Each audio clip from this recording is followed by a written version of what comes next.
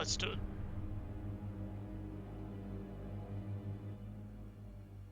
Hello, here I am, maaaaxaxa with Zesky. Hello, chat. Hello, CPL. G'day. Yep, this is my first cast and Zesky's first cast. How are you feeling, Zesky? Very excited. Can't wait to just get into it and see what type of games we have. Zesky seems very, very low compared to mine, now that I'm hearing both. Alright. I will, let's see if I adjust him in Discord. Alright, Zesky, speak. See, am I loud once more? How's he doing now? You look pretty, I think if I... Alright, speak more, speak more. Yeah, let's go. That's better, says Dada. Better. Forte. Too easy. Too easy. Get to hear my beautiful voice now. That's right. I think it'll, given your accent and my lack of an accent, clearly, because Americans don't have an accent, it should be helpful for them to tell us apart. Okay, so the stream is no longer starting soon. Watch this, boys and girls. We have the matchup. Today's matchup is a Tier 1 matchup between Forte Lifeguards and Korean Mechanics. We have Arcade Plus, a Terran, fighting the Protoss, arcde. I feel like my overlay got shifted somehow. A little more symmetric. We have Attentat, the Zerg player. We have the race picker, also known as the nose picker, McSmush.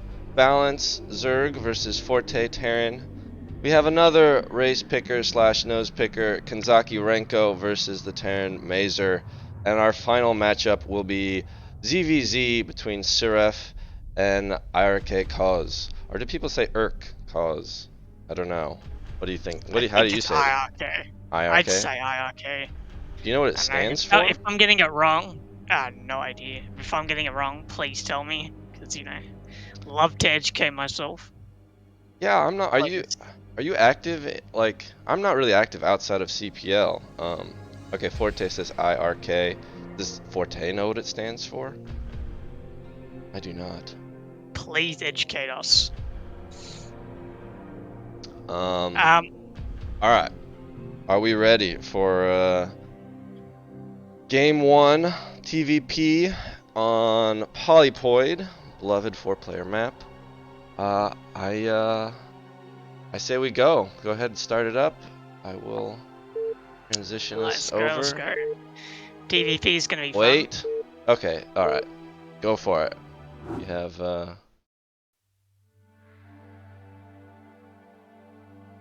F. Okay. In the top right, we have the Terran Arcade Plus and a nice. Is that pale blue, light blue? I think it's just regular blue. Yeah. No, regular blue's a little darker. In the bottom left, we have Dahaki, sorry. He says hello in the chat. Hello. Good morning from me. Good evening from Zesky. What time is it for you, Zesky? It is 1 AM here, so it's technically morning. Yeah, Mother's Day's over. Happy Mother's Day to everybody. Anyway, Dahaki is red in the bottom left, so we have cross spawns. How do you feel about cross spawns in TVP? Definitely not something I prefer as a Terran. I much prefer close spawns, just because it's easier to get your army across the map, especially if you go on mech. I see. It's just so much easier. I think as Protoss, I kind of also prefer cross spawn personally. Yeah, that makes sense. I think you and I both tend to be macro players anyway.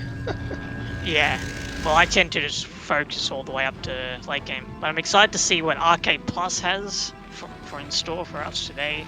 I always enjoy watching Terrans I haven't seen before, just to see the fresh ideas that they bring to the matchup. For sure. Yep, go ahead. Looks like we're just going to have very simple wall off from Arcade Plus. He's probably going to put like a depot one space below, so he can like trap a zealot if it decides to like go in between the depots. Probably assume that later. Right, some It looks like safety a against the 12 first scout as well from our Terran. 11 Uh, scout, sorry. So quite an early scout and 11 scout. the guy's coming. Seems to be the case. I wonder if Aji Dahaki got a little. This happens to me all the time. He placed his gateway down and his pylon down below his nexus, whereas you have your ramp up here. He won't have natural vision of the ramp, so not that shenanigans are very frequent but like say a BBS comes in, you may not see it right away with your building placement down here, as well as like frequently I like to put my pylon here, cybernetics core, to try to block the run around behind the minerals. But anyway, we still have just pretty normal development for both players. I was supposed to play Arcade Plus and peaced out. I got a sub. I dodged that bullet. In a substitute. We'll see if you got lucky, found. I guess, or if it would have been better off you playing and for a quick team for the emus. That's right. Team emus. Yeah, that's right. Zesky and I are proud representatives of Team Emus. Let's go chase away that probe now. Factory. So he's left one SCV on gas. Looks like he'll just be factory expanding. Is that the right thing to conclude there? Probably. Yeah, he'll probably just like factory expand. Maybe go for a machine shop first, but instead of vultures, and just cross spawn. He just scouted the other main now, so he knows it's cross spawn. Now he just needs to check if it's going to be a nexus or not. Do you think he'll go ahead and put down the of the bunker here? Looks like it, yeah. Yeah, it makes sense putting the bunker down first. You don't know if goons like almost across the map or something. But and the hockey moves out with that goon. Oh, will he prevent the SCV from getting off the scout? Looks like he did not hold the ramp, but I don't know if did you see the probe waiting to expand? 23 I didn't catch nexus. that either, but he does see a spinning core. He sees the spinning. That's true. He sees the spinning core. I don't think he definitely didn't see the nexus. It wasn't down yet. Oh, looks like. Is he gonna block the? No. So full scout, and the surviving SCV. Wow. All right. That happens all the time. Like I thought, the Terran went for a machine shop first instead of a vulture because it was cross spawn. And he's making an extra marine, so maybe he thinks that Azi's going to put on like maybe a little bit of extra pressure or something. I'm not quite sure. But we do see a robo go down from the Protoss as well. Yep. I wonder if it's going to be observer or robo. Support bay, you mean? Shuttle. Bay. Yeah, shuttle. I'd like to see it, but it's hard to get consistent results with that Reaver micro. Yeah, it is pretty difficult. It is also cross map, so it would take longer. Okay, we have range completing for the Protoss. He's gonna start doing some little damage to the bunker. Oh, he's gonna have to cancel or temporarily stop the CC production. Yeah, that's gonna hurt a little bit. But that was like 3 seconds. 3 seconds. He did go tank and siege, so even like for a siege expand, so he should be able to clear this pretty easily, even if there was like additional dragoons with like maybe some forward gateways. He will be pretty safe with this build. I see. Like if it is. I like that he didn't reveal the siege for. Okay, well now you'd hear the siege. I almost think maybe it'd be better to not siege your tank, to keep that sort of information hidden for a little bit longer, because you know he's not going to have 4 goons right off the bat. But maybe that's safer, because if I hear that siege, I'm like, I don't know. When I hear them siege expanding, I'm almost like, all right, I'm just going to throw it on my third right now, because even if they push, it's a bit of a gamble. And I mean, I'm not that good at this game, to be real. Sieging is just a bit better, because if they do decide to put pressure on your bunker with like maybe 6 goons, you can just easily push them back. Oh, sure. We do actually see they couldn't have had 6 goons by that time. Factory. True. Yes, we do see the second factory. Second factory before an armory, which signifies maybe some sort of push aggression timing here. Coming in. Yeah. Fun. Really. Yeah. Maybe my quick third would have been punished harshly. Don't know.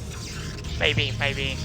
But we do Alright, see we're getting up to 4 4 gateways. gates before a third, which might be the safe thing to do. I feel like this observer timing is respectable. I don't know. Oh, he puts down a machine shop, so this might be Second a shop, you're right. Here's the armory though. This might be a piano timing, so we might just be going for... Tell me more about a piano. I've never even heard this term. Piano timing? Okay, so a 6-fact piano timing, invented by Oh, we have a piano third. We have a third here. It's probably around 6:30. Terran. Yeah, normal development from the Protoss is good for our Terran here.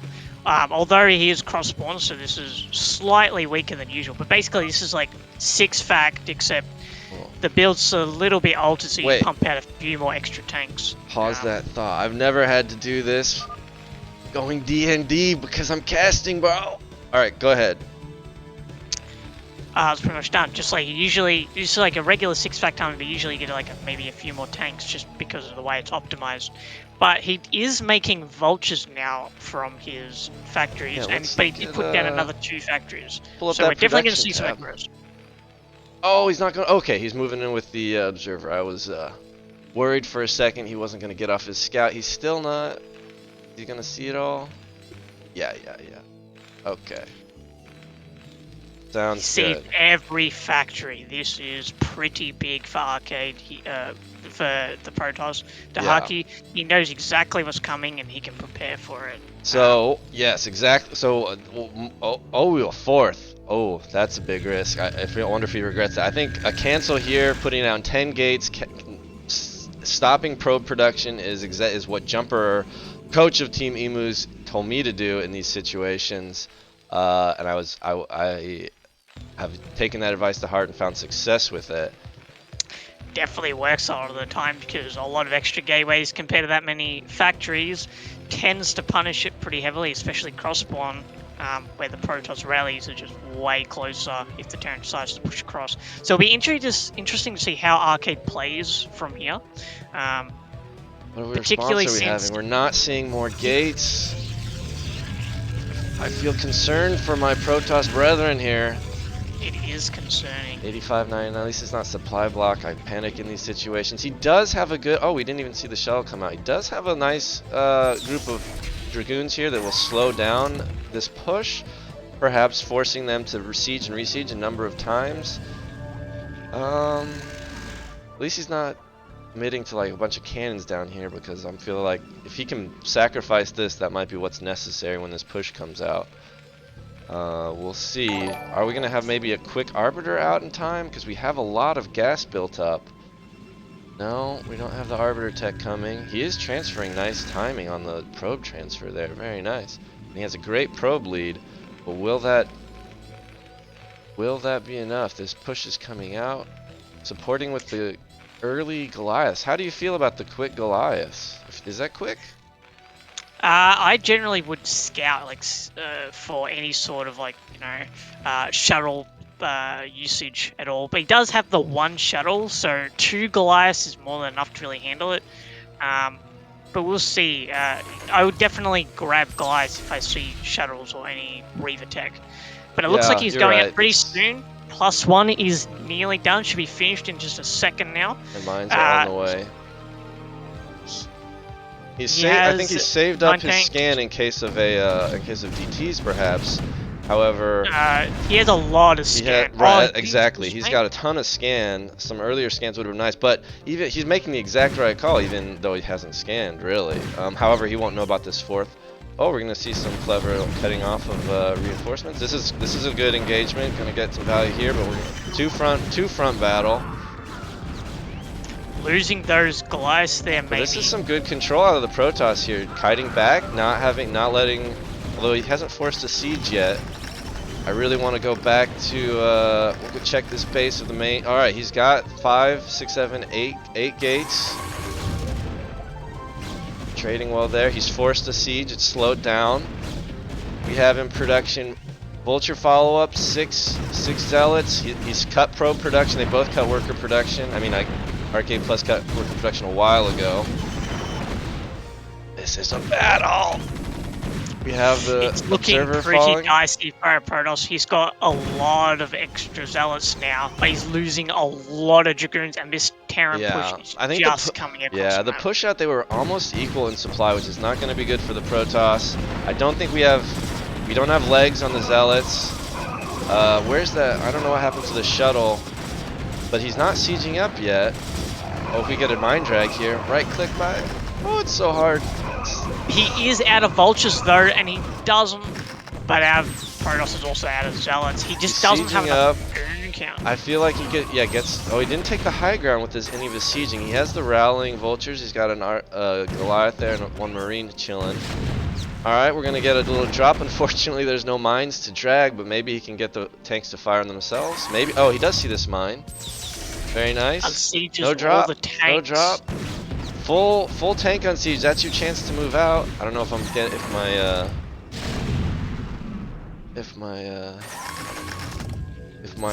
my observer is just so spastic. I'm excited just flying around.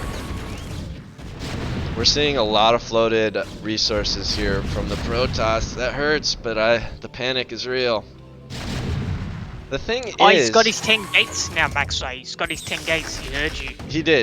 Yeah, you're right. I think it might be 10 gates. It is late. However, Arcade Plus does not know about the fourth, now quickly becoming his third. So if the hockey just sort of gives up this and just chills at his natural, he's gonna be doing just fine. And look at this. He gets the zealots on top of the tanks. This is a hold. This is a hold for sure. And with the economic lead, every tank going down, this is a big loss for Terran, I feel. And only getting a third mineral only out of the Protoss, and it's not very successful. And usually with those pushes, you want to end the game. Or at least set up a contain. If you can set up a contain on this high ground, then you're in good position. He does have his third coming up behind it. He is now, I definitely think he's playing from behind. Yeah, especially since he doesn't quite have his upgrades going. He's only just recently put down his science facility. He is going for a double expand though. He does have a fourth floating CC going across for a gas base. We'll see if he can hold it. Yeah. I think the Protoss should be able to deny this fourth base. And he is sitting an observer over there, Maxa. I do see an observer. It definitely looks like he will see this. That's very excellent awareness. We have some good mine coverage. Gonna start pushing back the mines. The Templar Archives is coming down for the Protoss. I don't know if he meant to get a Stargate when he did that. That's just sort of my default, Templar Archives and Stargate together, so that they finish about the same time and you're ready to go for Arbiter Tech. But if he's going for Storm and Storm drops, that would be sick. He has his shuttle. Oh, we'd love to see some Storm drops. That would be amazing this game. Especially with the Terran doing this risky double expand. That would be insane.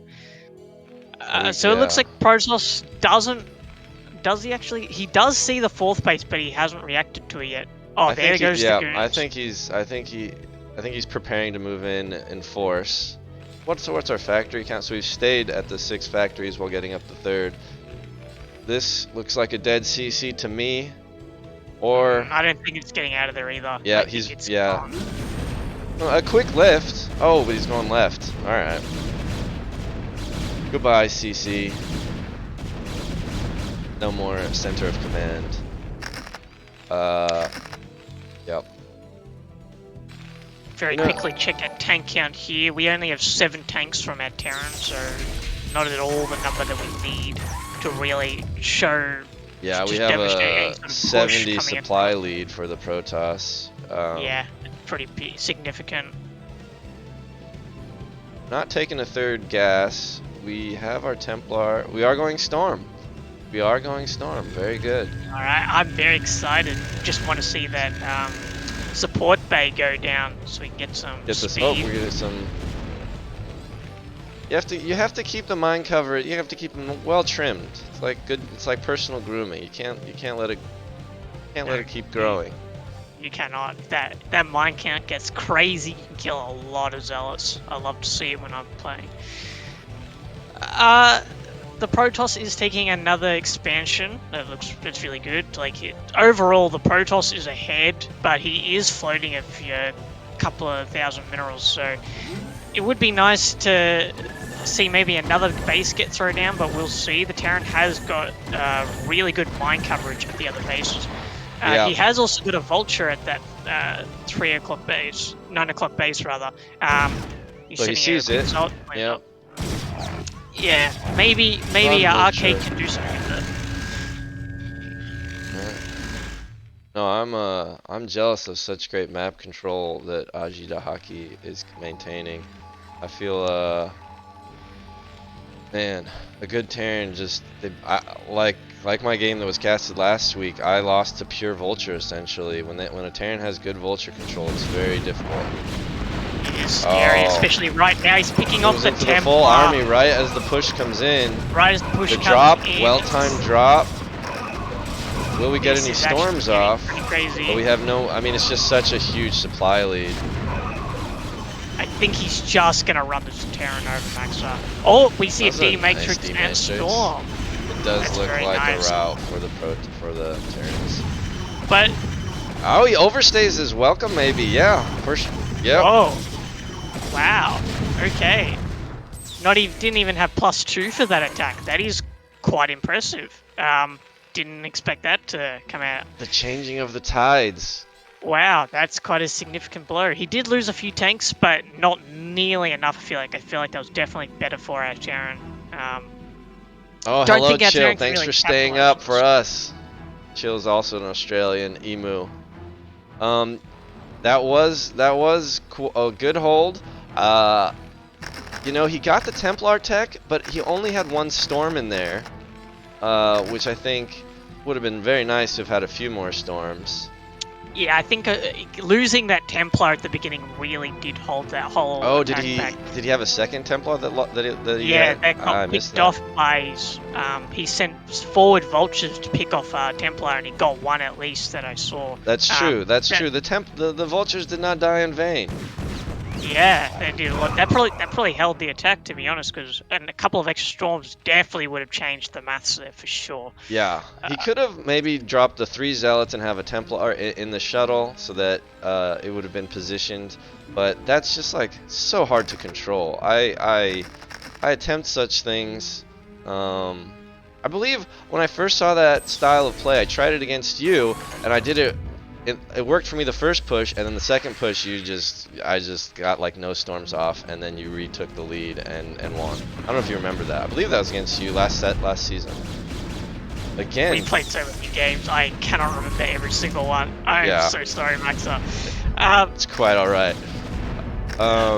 Again, this cleaning is just, up some mines here. This is such a weakness in my game is keeping the mine coverage down. What I would have liked also though is, you know, you claim that second main, you put down your next 10 gates, because the next thing we're gonna see out of the Terran is probably a max push that you can't hold without fast, large reinforcements, generally speaking. I agree. I still feel like the Terran's been a bit hindered though from his two base push that he tried to attempt earlier. He's definitely in a better spot now to survive, especially with that force base up. But he is denying the other mains quite well. Yeah. I don't know. I think the Protoss needs expanding is definitely a strong option here, but the Protoss could also do an attack, maybe if they got a few more High Templar or possibly Arbiter tech. Buzzy Brand saying Arcade just needs this gas. It's true, a third gas is huge for the Terran, and then he can cruise. We do have max out from the Protoss, but not too much high tech units here. I only see at the front lines, I only see the 1 High Templar, 2, 3, okay, 4, 5. All right, we have our High Templar. He keeps the Templar now, but he sends the vultures forwards and he picks off 1 Templar. 2 Templar go down. Is he going to get a third? That is a third. That is very strong from our Terran. Yeah, and you know, he's got this shuttle right here. He can't just keep them pocketed in the shuttle, you know, but... Oh, look at that mine drag. Oh, he gets it. Nothing happened. It is just really difficult to control the shuttles, but no energy on this Templar. No storms. Oh, there's no vultures here as well, and the tanks are unsieged. They were. Why were they unsieged? But I don't know. This looks so much like the first attack. I think again the Terran will hold against with all these tanks ready to pepper them. No storm. Templar. I think you gotta leave when your zealots die. But he is resetting the tank count. We do have 2-1 on the Protoss, 2-1 on the Terran. Oh, he does find the position where he can fire on the CC. He needs the tank's to start repairing unsieged. that CC. That's great response though. EMPs the Templar right when he finally had built up enough energy. And he cleans up these goons. He does reset the tank count, so this is quite a battle. How are we doing? We're still though floating so much resources to hockey. Oh, pain. This is why if you had another bank of 8 gates at another main would be great to get these SCVs back to work. Are we mining this gas? Looks like we've only got the 1 in gas. We have our resources. We have our rallying. 3 obs to the front. Get that. Definitely need to start taking another main for the Protoss here. The Terran has got it quite covered, like you'll know exactly when that Protoss is going to take it, but he really needs more gates and arbiters now to really break this Terran. We have our arbiters on the way. Let's make sure we have stasis being researched. I don't see it, so I don't think... Maybe he completed it right away. It's too much for me to keep up with. We do see the Arcade Plus has gotten up to the 60 workers. That was something I noticed earlier. He kind of stagnated for a bit on worker production. Maybe cut a little bit to try and get another push coming in. This is such brave aggression from the Protoss. I would not be... He did know he reset the tank out, and he is reinforcing well. Maybe the tank count's just too few to really hold off this many Dragoons, and he saw the opportunity. It looks like it. Dragon Mines, that's every single tank gone. There's 2 rallying tanks now, and it looks like he's just going to clean up his base, maybe. Here comes the 2 tanks now. We'll see. I don't think they're going to be able to do anything. Yeah, I think running away is the right move here. Pulling the SCVs away, and he is going to lose his 3rd mineral only. The Arbiter comes in. Pretty significant loss from the Terran, especially losing all those tanks. We'll see what the Protoss does from here, but he's definitely thinking about taking a main behind this. I don't think there's much way for the Terran to really get to the top left. I think, really that main there. I think taking a main would be nice, and we all were recommending that forever. But he's maintained strong aggression, and I think he's gotten the priorities generally right with his ability to bring down. Is he just gonna? I mean, he sees the vulnerability. If there are no tanks and no mines, why not? Oh, that was a big kill. Oh my god! One tank with D-Matrix and a Dream. Nah, I don't think so. We're just going to lose the Academy. He has got 3-2, sieging tanks on the high ground. Yep. The hockey rallying behind this very well. 3-1. I just don't think Terran can hold here. Oh, the Protoss just backs off. Okay. Maybe he didn't quite have enough zealot count or something to really hold it on. He could have potentially gone that 2nd CC, or maybe the armories were still sitting there. Recall almost complete, but gets EMP. Fat EMP right there. But it is a massive supply lead. He is found at the 3 o'clock. All those SCVs, the extra 20 health isn't going to save him now. No. They're going down. And so is FCC. It's just looking pretty bad for our Terran now. It's just looking very bad. We'll see if he can hold on, maybe turn it around, but it's looking very unlikely, especially with so few units. Yeah, with a little more proactivity, he could, this is totally unprotected. I keep looking back at it and feeling panic for the Protoss that 1 or 2 vultures would get in there. He has walled off. He is taking a main. These are the things he should be doing. He is just doing a very good job of rallying to the front. And there's the GG from Arcade Plus. We will Congrats. So that would be game 1 goes to arcde from Korean Mechanics. You can go ahead and load up game 2. GG. That was a great first game to cast. That was a very exciting first game. I was very excited for that 2-base push to almost succeed, but not quite. And seeing the chaos that it leads afterwards is always really fun to watch. Arcade Plus almost turned it around. Like, there was a couple of bad engagements that Dahaki took that like almost let Arcade Plus turn it around, but nah, Dahaki just manages to trim that tank count enough and then just go in for the kill. Really impressive stuff. Bad engagements are my specialty from Dahaki. Yeah, I like want to watch that 2-base push from the Terran and figure out how Dahaki survived that so well when I felt like his gates were pretty late. I don't know. I guess maybe it was just he didn't take that high ground quickly enough. Maybe it was the lack of vulture support. Cross spawn definitely had a factor there. The game's up, by the way, Maxwell. True. Alright, I am loading into game number 2. I've updated the score. Time for our sweet transition back to Brood War. I think we're ready. Go, go, go.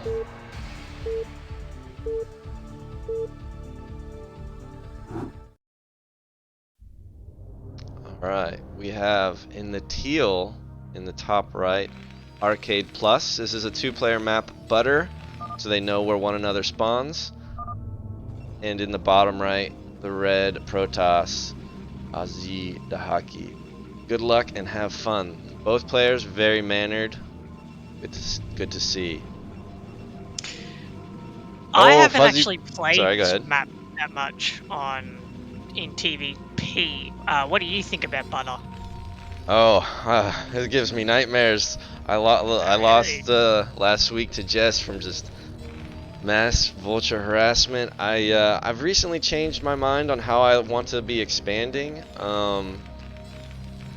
There's there are bases all around the perimeter, like every map.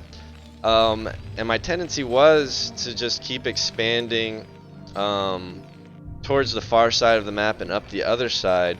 But you have an expansion in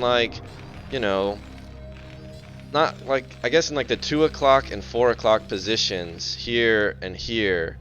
They're actually fairly defensible, and I think they're a little bit better than taking its like partner on the far side. I know I'm just making us look at black screen, but that's been how I've sort of changed after getting pretty frustrated. Both in my, I also lost most recently against in my matchup this week against the Zerg player on this map. So I'm trying to think if I've ever won on this map. I don't think so. Bad for me. Bad news bears. But bad vibes from Butter. Yeah. This is a sneaky probe. You're right. He is going for the gas steal. He's going for the gas steal. And he fails. Denied. Absolutely denied. I don't think. What's the time? What time? Oh, I forgot to do the. Yes, hide those things. All right. I wasn't looking at the clock. Usually, you want to get there before 1:40 for the gas steal. Well, he got there just as 1:41. You had one jump. 1:41 hit the clock, and the Terran just managed to take it with a simple 12 gas. So that's pretty big for the Terran, I guess. Probably won't make too much of a difference of the outcome of the game, though, since it'll just be regular gas. Yeah, it could have a bigger effect than you realize, given that like he's doing it this quick. I mean, he doesn't have a cybernetics core, and he's trying to rush out the zealots. So his core tech is going to be delayed, so his range will be delayed, and so quick factory play is definitely a possibility. He's only got 1 mining, got the 100 gas. I don't know if he pulled off from. Where's that factory? Arcade Plus? We have the resources. Definitely late by a little bit. Must have been microing that SCV a little bit to see what's going on in his base. Saw the late core, like you said.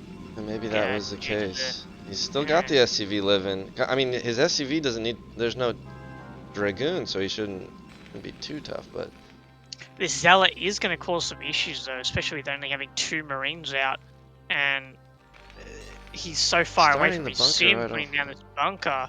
I'm not sure. Zealot should come here and do some damage. Here we go. 1 hit off. No probe helping, so it's gonna take three whacks. I don't even. What did our scout probe just completely retreat? I guess so. I think it did. He's you know, the 2 whacks. You're gonna get the. He gets the SCV and he gets the run by. That's pretty good. He's gonna get scouting information, and now with just now it's a dilemma for the Terran. Does he unload the bunker? Gets another kill.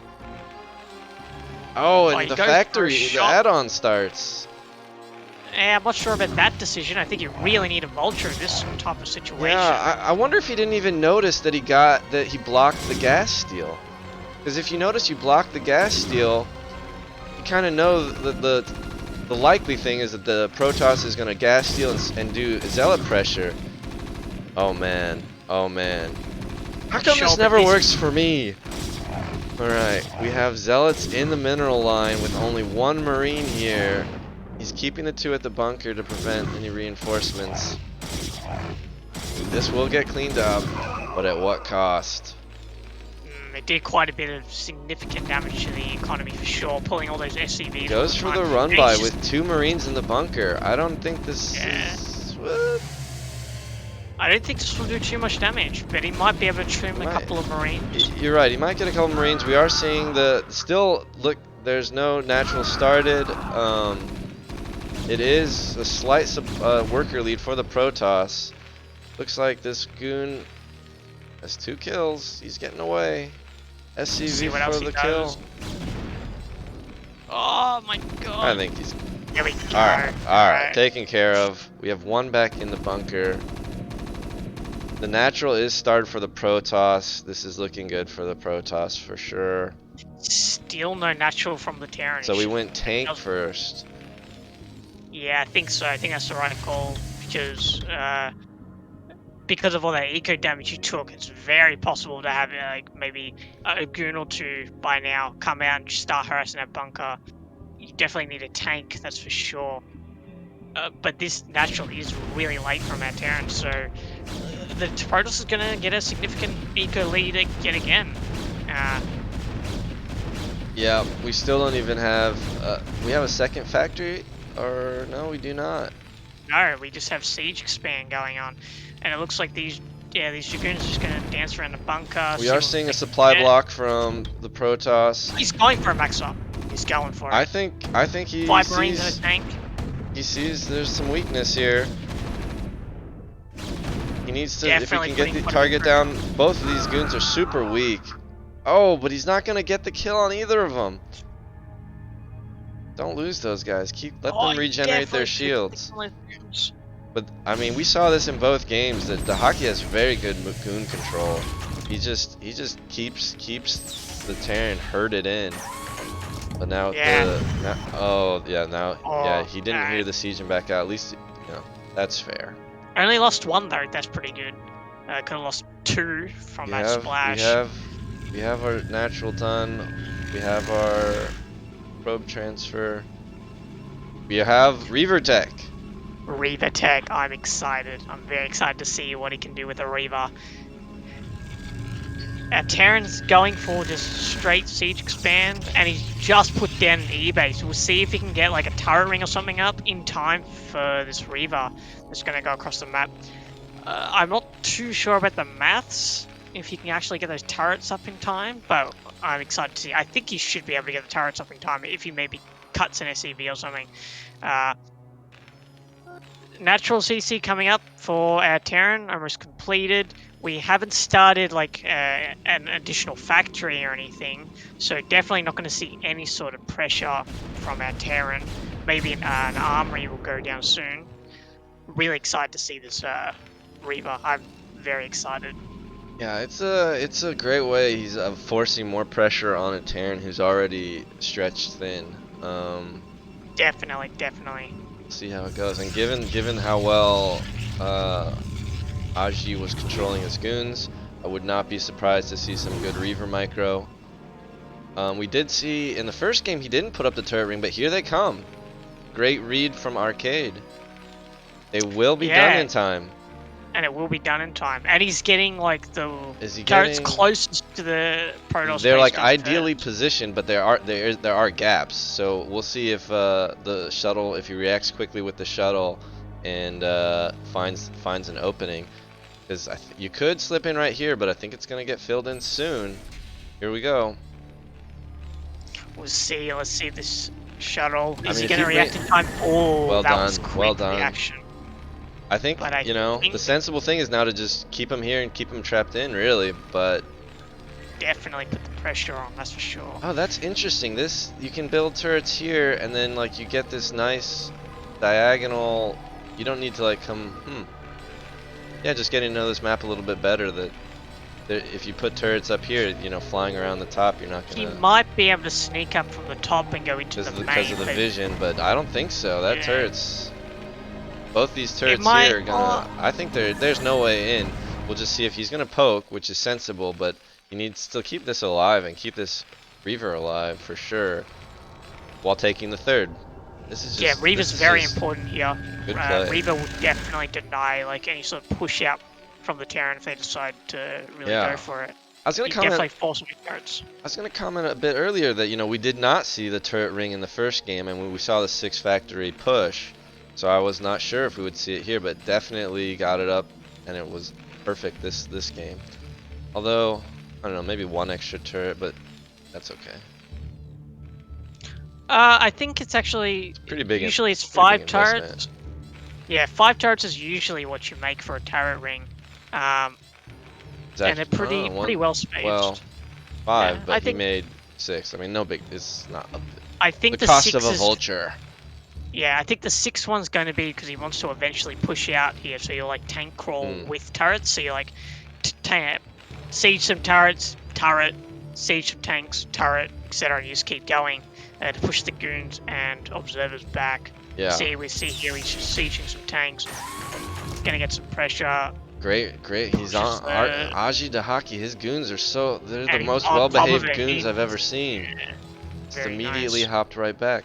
Well, this shuttle, I feel like, you know, you'd want to place it here to get off some Reaver shots if they start inching forward, but that's hard to do. He's taking a 4th. I think this is sensible.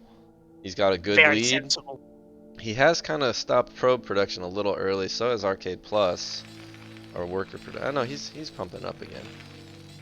We have Vulture speed and mines coming, and we have the 3rd kind of prepare to float it out, which, you know, makes sense. He doesn't have he didn't go for a big factory timing, so yeah. And as you predicted, he's just gonna leapfrog out the turrets. The hockey denies the vultures. Oh man, how does he do it? Pretty good. It looks like he's gonna go for the base just below his main, the Terran. Yeah, I'm not sure why he's building a turret over here, right? Wouldn't you want to be inching in this direction? Sure. Yeah, I think the other main would be a little bit stronger. +1 coming in. I don't know if we have 3, 4, 5. This has all been off of 5 gates, huh? He had a solid lead.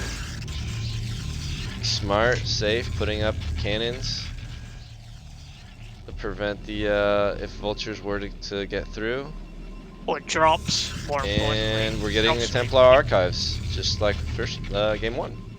I wonder if he got shuttle speed yet. I think I did see him get shuttle speed before, so this is going to be exciting. Shuttle speed with Templar is always very fun to watch.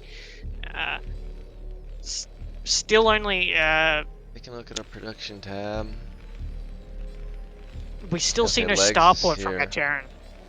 Yeah, that's going to delay his upgrades. Yeah, just a little bit. The upgrade's already late. Like, usually +1 would be finished by now, like around the 8 or 9 minute mark, depending on the build. 11 minutes and still no +1 is quite late. That could hinder him a little bit if he decides to do any sort of push. Wasn't the CC here? I've lost the CC. There it is. He is going to expand. He's going for the main. towards the. Yeah. Well, He I don't know must if have it's just the built main, it but- in his main. Oh yeah, he built it. He built it in the bottom portion of his main, and I wonder if he just thought he wouldn't be able to take this given the Protoss's position. Not sure. Yeah, he's definitely going for the other base rather than the one that was directly bombed. I think it's a sensible situation here to go for that other base, just because the Protoss has the Reaver out, and getting up that ramp can be quite difficult, especially with the Goon up there. Just going for that other base is much more sensible here, and then you can just take the other base quite easily later when you got a massive tank count. You can just siege like 6 tanks below the ramp and just knock everything out. But as he's building up quite nicely. That's a lot of damage on that CC. But this is a not large number of vultures. See if you can. I think you want to like right click. You want to like right click past them and like try to put mines behind them, right? And yeah, you kind of want to like split up your vultures and you like move them or like to surround the dragoons and then lay mines to like really. So it doesn't really matter which direction the dragoons go. They're gonna get hit with mines and then you should kill all the dragoons that way. But it is quite difficult to pull off, and there's his besieging boss's tanks. first goon, but this was and then pops the 2 more, slightly overstayed. CC stays alive. Yeah, kind of. We do need to see like a lot more units coming out of Dahaki. He is floating quite a few minerals here again. He is, and that's not ideal. But he gets so much out of his units, given he had like 6 goons there, and he was able to kill. I think he took out like 8 or 9, I don't know, 6 or 7 vultures or something, and deny this for a good time. He almost killed this. But then he had the 5. He could have saved the 5 at the end, but it's definitely slightly really overstayed. efficient with those goons. That's for sure. Looks like Dahaki is just moving up with his units to maybe try and backstab this 4th. Maybe he's going to go around the long way to really like avoid the tanks and stuff. So there's not really any mines here. And actually, he's going to catch the Terran in a bad spot. Like, he's going to catch these tanks, maybe. He just go for it. He gets the siege. He does get the siege, though. There's no Templar and no Arbiters here, so I think the Terran can easily wipe out the goons. He is I don't know if he sieges. If he sieges, he's just going to destroy these goons in like 1 volley. But all right. Yeah, no, I think that this is where this is. Will he save the CC? He does force CC out, and it. He has. I think he's gonna get SCVs it. Here. I think it's dead. Yeah. I think it's gone. There we go. It's a decent blow to the Terran right there. Oh, and he just GG's out. Oh, He Terran. did not like that situation at all. That was Fair painful. enough. They can be very tricky to come back once you lose those 3rd bases. You definitely get significantly behind. That was a very good game, though. That early aggression was really fun to watch. Yeah, I was surprised that it got that much done. The decision to run the goon past, yeah, that Zealot micro is microing the Marines against the Zealots is no joke. All right, we have our first match winner, and the match goes to Korean Mechanics. Just snapping. Bear with me.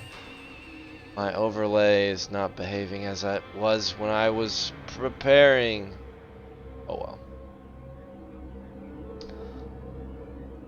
Alright, 1-0 for Korean Mechanics. I enjoyed that. It's a great first series to cast.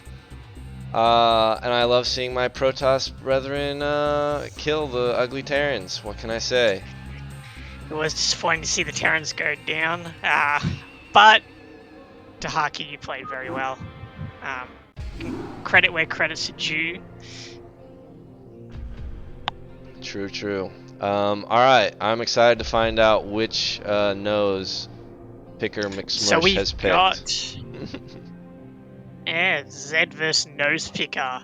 That's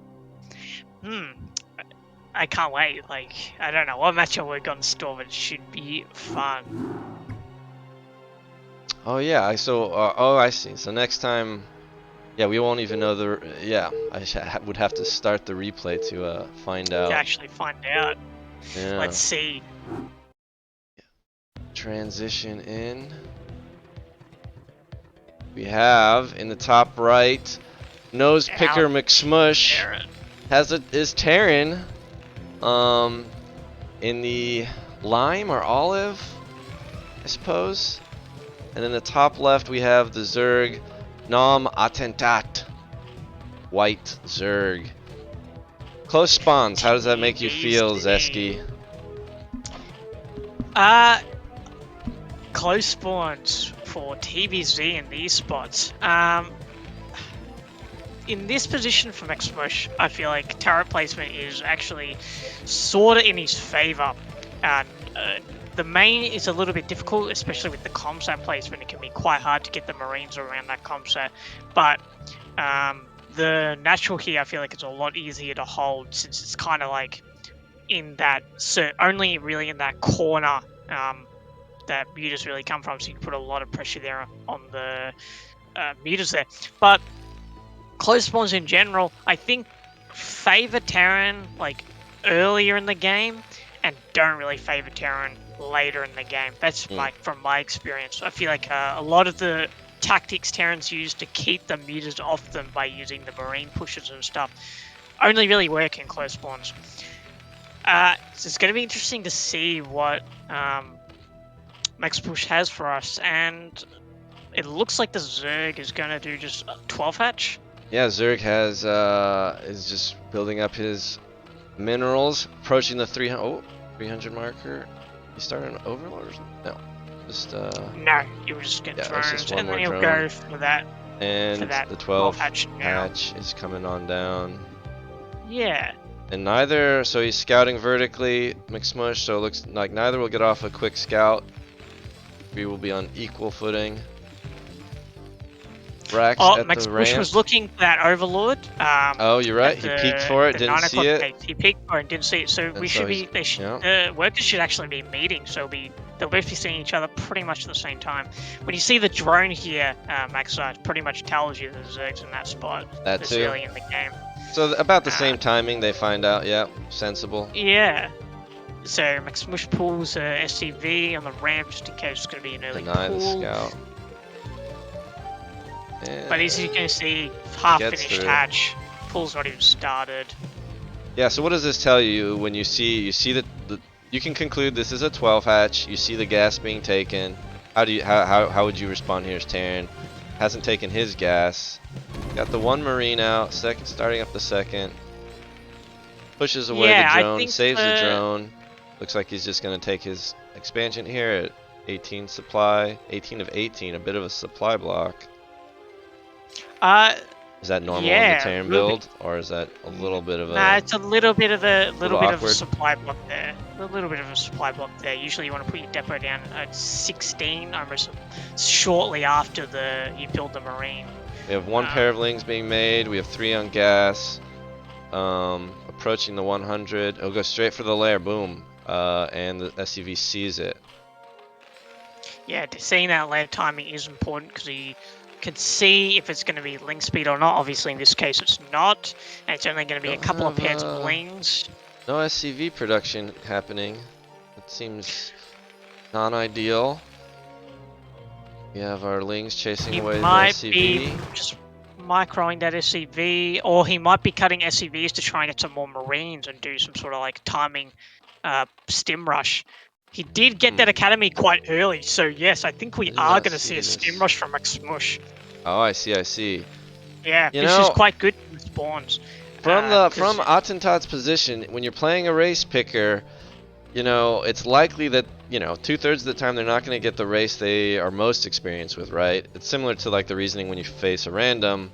And so are they going to try like early aggression? It seems, you know, that seems to be sort of a common behavior among random or race picker players when they don't get their preferred race.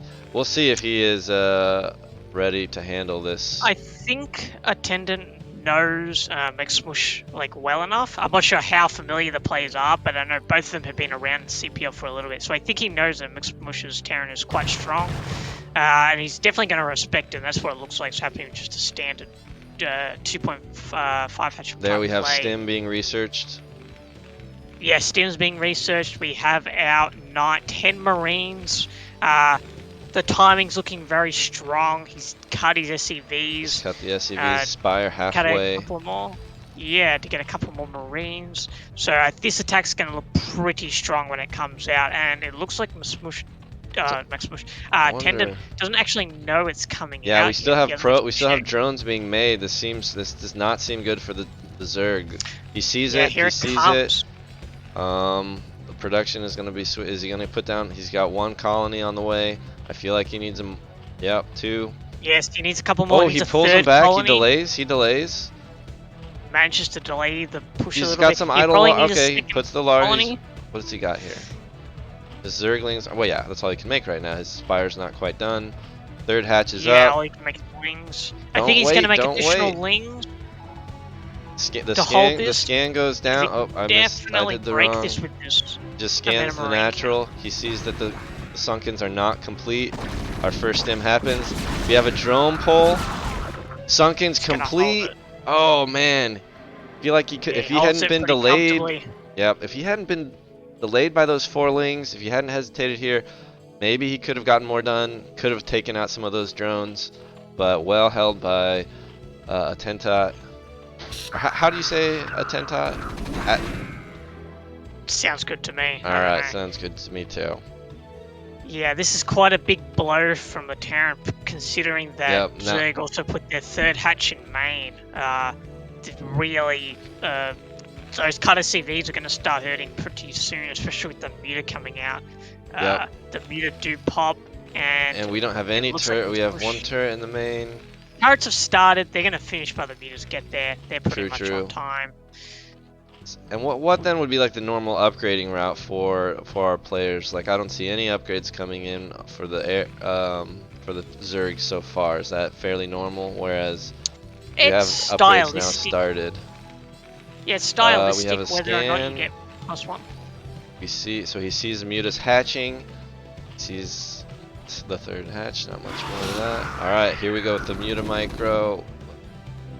Let's see what he does, and it looks like he's going to pick up quite a few Marines here, taking a little bit of damage on his mutas. This is quite a lot of Marines. That was well done, I think. Took some damage. Yes, that was quite significant damage there, and he can quite easily clean up his 6 Marines. Yeah, it looks like getting the medics too. That's quite a bit of damage. Definitely should put that bio back. So that's just further increasing the losses Terran is taking. Terran started his factory, it looks like roughly on time, so he should get his vessels out in time to deal with this, but he doesn't... Oh, he should have enough to hold Is this panic time for the Terran? He's got no medics. He's got to be very careful with these stims. Muta's looking for an opening. Turret placement seems to be very good, protecting the barracks. Only 1 turret in the natural max, so this is really bad. Think so? Tennik can actually dive. He's got like a 12. Alright, he's got some medics now. With the 12 Marines backing up that turret, it's still not enough against our 8 mutas. What have we got rallying? We have attack, we have lings, we have more mutas. No drones in production. Aggression from the Zerg. What kind of numbers of mutas are you looking for when you're trying to pick off turrets? Is there like a magic number where you can like 2-shot them? I think with 3-shot 12 mutas you can. I think with 11 mutas you can 3-shot a turret. But I'm not 100% sure. It also depends on your upgrades from mutas. Okay. Yeah, I'm not 100% sure on the maths there. I have to look it up afterwards. But here we go. McSmush stims forwards, and he doesn't quite get a pick on the muta. But we do have We do have 11 meter now. This is quite scary. He can definitely start putting on quite a bit of pressure. Oh, the meter's not firing on the turrets. That hurts quite a bit. Yeah, 3 shots. Ooh, this hurts. The meter count quite a bit. Oh, he missed that. Didn't fire that time as well. Meter micro's hard, man. Definitely don't want to do it. Now, is worrying about the energy on your medics a factor, or they just kind of regenerate pretty quickly? Like, I'm just like looking at these medics. No, it's definitely a factor. Medics with 0 energy are pretty much useless, and pretty annoying to deal with. Definitely check your medic count sometimes and just make sure you have medics with energy. This turret has not been completed. That's a bit unfortunate. We are getting a pretty good worker lead now out of McSmush. Attentat is kind of just he hasn't been keeping up with his drone count.Maybe he's trying to go for some sort of timing here. I mean, he has pumped out a lot of attacking units. Yeah, but it doesn't look like it kind of looks like it's just going to fizzle out. Oh, missed shot from the mutas again. But he's been focusing down the turrets, not so much the bio. We have attack at the main, but it's separated from some mutas. He's getting on top of it. In come the mutas, trying to bring down the bio. He's gonna get the turrets. And I don't. That seems to be a pretty good trade. The Lings cleaned up a fair amount of bio. Now there's no turrets in our natural. I feel like we could be getting some good muta harassment down here if he sees the opening. But I think we have drones coming behind this and a Hydra transition with Lurker being researched. I missed that. Yeah, Lurker should be coming. We have a scan again. I'm not sure where he scanned. Oh, he gets on top of the mutas. Oh no! That's every muta going goodbye, down. Mutalisk. That's pretty big. That's really big. It was an okay trade, but Zerg needed more. I think his drone count is in the gutter. But can't. Oh no! No! Back the drones. Oh no, that's pretty. Definitely don't want to lose drones, especially with this few drones. He's just scanning, checking for this expansion. He doesn't see it because McSmush put it in, or Attentat put it in the natural position. But this drone might betray his own kind. He's gonna sacrifice the drone. Will that make McSmush suspicious? I think he sees it, and he's just gonna go for it. How did he see it? He just that drone he's like, you know, you sent that drone down there. It had to be for a reason. Yeah, it had to be for a reason, pretty much. And now he sees it. And this is gonna do some damage. Yeah, 44 to 18 drones. He has got painful. 2 lurkers, Murph. Will the lurker switch? You run these lurkers in, you take out the turret. There's not much here right now. That would be a pretty brave move in. He has commit. Although now McSmush sees the lurkers. Scan goes down. He'll clean these up. Will Attentat? Yeah, he's only got 1 scan, so he definitely needs a turret in his natural. He has been liberal with the scans. I think now the bunker being manned and the turret going up is. Turret's not up in time. Turret is not up, though. Coming in right now. He's going to burrow right next to the bunker, and he's out of position. He brings down the turret. How long will this scan last? Not very long. Only like 7 and scan seconds, is over. He cannot see it anymore. It's got this turret here. Energy is at 38. Energy is at 48. Next, oh, he's got the vessel. Vessel's out. Well, just in time, maybe. He's not bringing his army back. Is that just that looks like a big mistake to me. In come the Scourge. Will they get the second one? Both vessels back, so this is huge. Wow. I think this is pretty much this army finally is coming back to work. They thought they had done what they needed to do, but this takes the ramp. Oh, these SCVs are done. They're just done, Maxwell. We were talking about a worker lead. He still has it by a large margin, but his natural is just. You can't see these. It's definitely gonna. He's got shuttles out. I'm not sure that could help with some counterattacking, but that is not helping you right now. What do we see behind him? He needs every unit to defend right now. He needs absolutely every single unit to defend. Yeah, he's gonna be able to clean this up. That turret, he's trying to desperately get up right now. Does he have another scan ready? Yeah, I think that was the scan. Cleans it up. Yeah, nice. That resets it. I don't even. Wow. I thought he was dead there, but that bunker was very quick thinking. Definitely came in clutch. Now we have see the hive two-base coming in. Zerg. Drones. 2-base Zerg is really not that many drones. He really doesn't have much economy. Really just limping here. But he did manage to do quite a significant amount of damage to Terran. But Terran didn't actually lose their CC. So, like, he's managed to just re-pump out SCVs again, get his bunkers restarting. Alright, Terran sees the hive timing. He does? Okay, that's pretty big, because now he knows the Defiler timing, roughly. He knows Defilers aren't quite out yet. But he did lose those first 2 vessels, so that's quite a bit of a radiate lost. True. Definitely a factor. It was like, it was so clutch that the vessels came in, and then it was clutch from the Zerg that the Scourge came in. You love to see the back and forth battle. Here in Tier 1 of CPL 8 Week 5. Oh, he irradiates Overlords by 12 o'clock. Very interesting. Oh. Just you think that that's a good use of the energy, or you save that for more lurkers, or because here come the lurkers, and now he's got no irradiate. Yeah, I would save it for lurkers always. I think irradiating Overlords. Alright, so we have a 3rd CC done. I imagine he'll float that to the mineral only. Oh, he moves him in pretty far unaccompanied and within vision. It seems, yeah, that seemed like a bit too far, too fast. Too fast, too furious. I think he had to focus those lurker spines to really get a lot of those Marines. A lot of those bio was stacked up, but didn't quite manage to do that. Yeah, because correct me if I'm wrong, but like if the Terran doesn't react there, they're all clumped and they go down in like 2 shots. Whereas if he spreads them, then those lurkers are just gonna be totally inefficiently.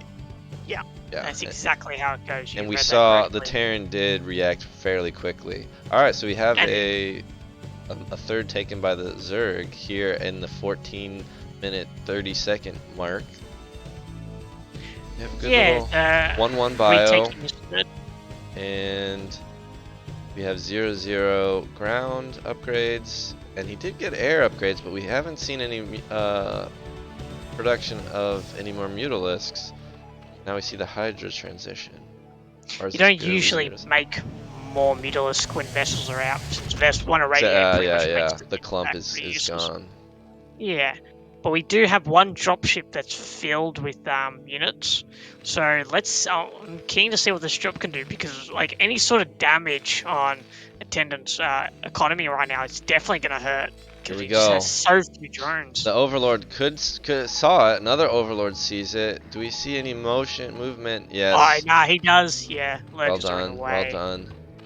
Easily defended. No Scourge though. Like no Scourge in the making. So this drop doesn't even have to drop. But no Scourge, no problem. Oh, he's gonna go to the main. No, he's gonna go to the main, but we already have his lurker in position, but is it the right position? Is not lined up for behind the. All right, here we go. I think it's pretty much held though. Wait, is that close enough? Well, good. I mean, yeah. Good enough. And lost 1 drone. That's really. But this does buy Terran the space to take that 3rd without any protestations from the Zerg. Zerg is definitely mineral starved, and now we're still just the 22 drones. Didn't really take any. Seemed to have the chance to like drone up, but didn't really do it much. Oh, we got an eraser going on Zerg special. But we have the. They're gonna clean it up. It's not even. You only need 2, right? You don't waste. Yeah. Okay. Yeah. A little bit of inefficiency. How do you feel about this barracks count? 6 on 6 racks on 3 base. 6 racks. We have our 3rd base up, and with two ports, 6 racks. Is that the numbers you're looking for at this stage of the game? 40 really, workers seems a little low. He did get a bunch. He did lose a fair amount, and the main will be mining out soon. He looks like he's posturing to take a fort. Usually, if it was like a standard game, you'd have a lot more Raxus. But since he had to lift his natural up, he's lost so many SCVs. It's definitely not a standard game in 1. I think 6 Raxus is okay until he gets a few more SCV. But seems to have stopped maybe making SCVs, or only pumping out of his 3rd. Definitely want to see all those CCs making SEVs. But we do have the first few defilers out. I agree, yeah. Correct. With a healthy amount of lurkers. So this will... Little cannibalism from our defilers. No big deal. Alright, the Terran, we'll see it.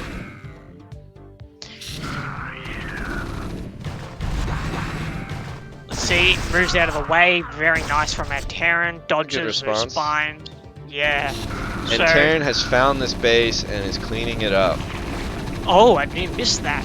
That's pretty big. This is well done. Once again putting the Zerg on 2 gas. Let's see. He's almost out of gas in his main. He scans everywhere. I think this is the Zerg's Hail Mary time. He really needs to like do massive damage potentially with the game. When he gets a really good Dark Swarm, he's gonna burrow all those lurkers. He looks like he's gonna clean up the fire. It was almost like a good body block by all the Terran there. The lurkers hardly get in, but they do take the position. Looks like he's denying the third for the time being. We have 100 energy, 200, plenty of energy here for some more Dark Swarms. We have the 8 lurkers.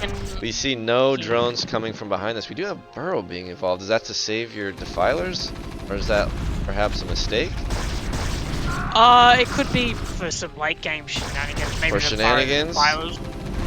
Could be potentially to borrow some defilers, or maybe some lings. I think mainly for the defilers. Do we have any irradiate coming down? I was about to say, we have 2 irradiates, but that's not enough. Alright, here's one. We have one there. Yeah, I really feel like those irradiates on those overlords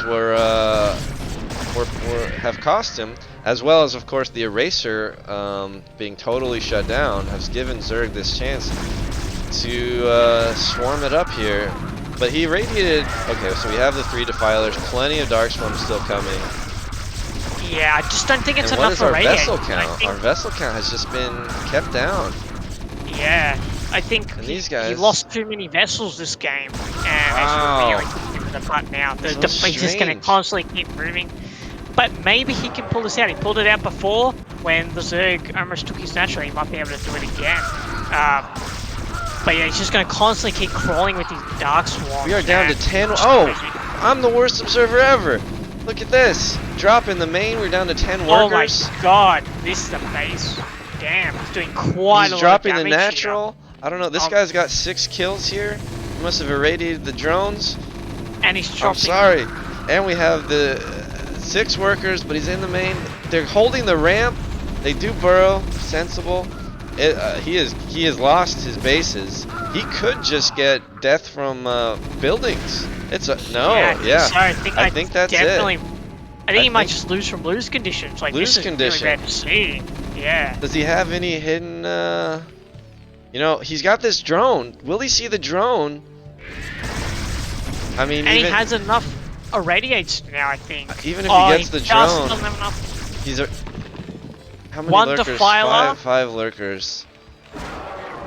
Can't. I mean, these lurkers by themselves. I mean, after this is cleaned up. He has 2 defilers and only 3 lurkers. So I don't think he's going to do enough damage. I don't think so. The counter drop. He's out of steam. The counter drop. That is amazing. I can't believe we almost missed that. This is an amazing game. There it is. GG. Wow. GG indeed. Alright. That was an incredible game. Oh my god. Just the fact that the base race at the end, Maxa, the base race at the end, that pulled it all together. I love a good base race. Yeah. I've never seen a TVZ quite like that, where it goes from a failed stim rush into just barely not being able to hold your natural and then managing to overcome the Zerg and base race them is truly incredible. Alright. But Attendant played really well as well. He did a lot of like cheeky shenanigans with his lurkers, getting quite a few bio kills. Really fun game. For sure. Nose Picker McSmush wins game 1. That was back and forth. I thought that first push was handled very well from the Zerg, that early stim timing, but then he didn't get too much done with those mutas, right? And then was way behind on the drone count. I thought he was out of it then too. And then the lurker push was so strong. Let the counter drop. All right, here we go. Game 2. Yeah. Go, go, go, go. Excited to see what this matchup's going to bring us next. Back to butter. McSmush in the pink. McSmush bottom right. Terran is split. He seemed to put them all in one patch, and then he split them up. No big deal. And then in the top right we have attentat in the black Zerg. I think I love these colors actually. The black and pink. Definitely nice on the eyes. Like very different colors are always strong for observing. That's true. If I need to shift tab, I guess I could, but I think we'll be fine. Arcde Hockey. Do I manually publish my VODs or after? Or I think I have auto publish. If I don't, I definitely will publish the VODs. But I think you should be able to even like start looking at this replay now if you wanted to. Relive your glory. Forte says this is gray. Might be right. Probably. I don't know. I see the hockey. Colors. I will double check and make sure that they are available.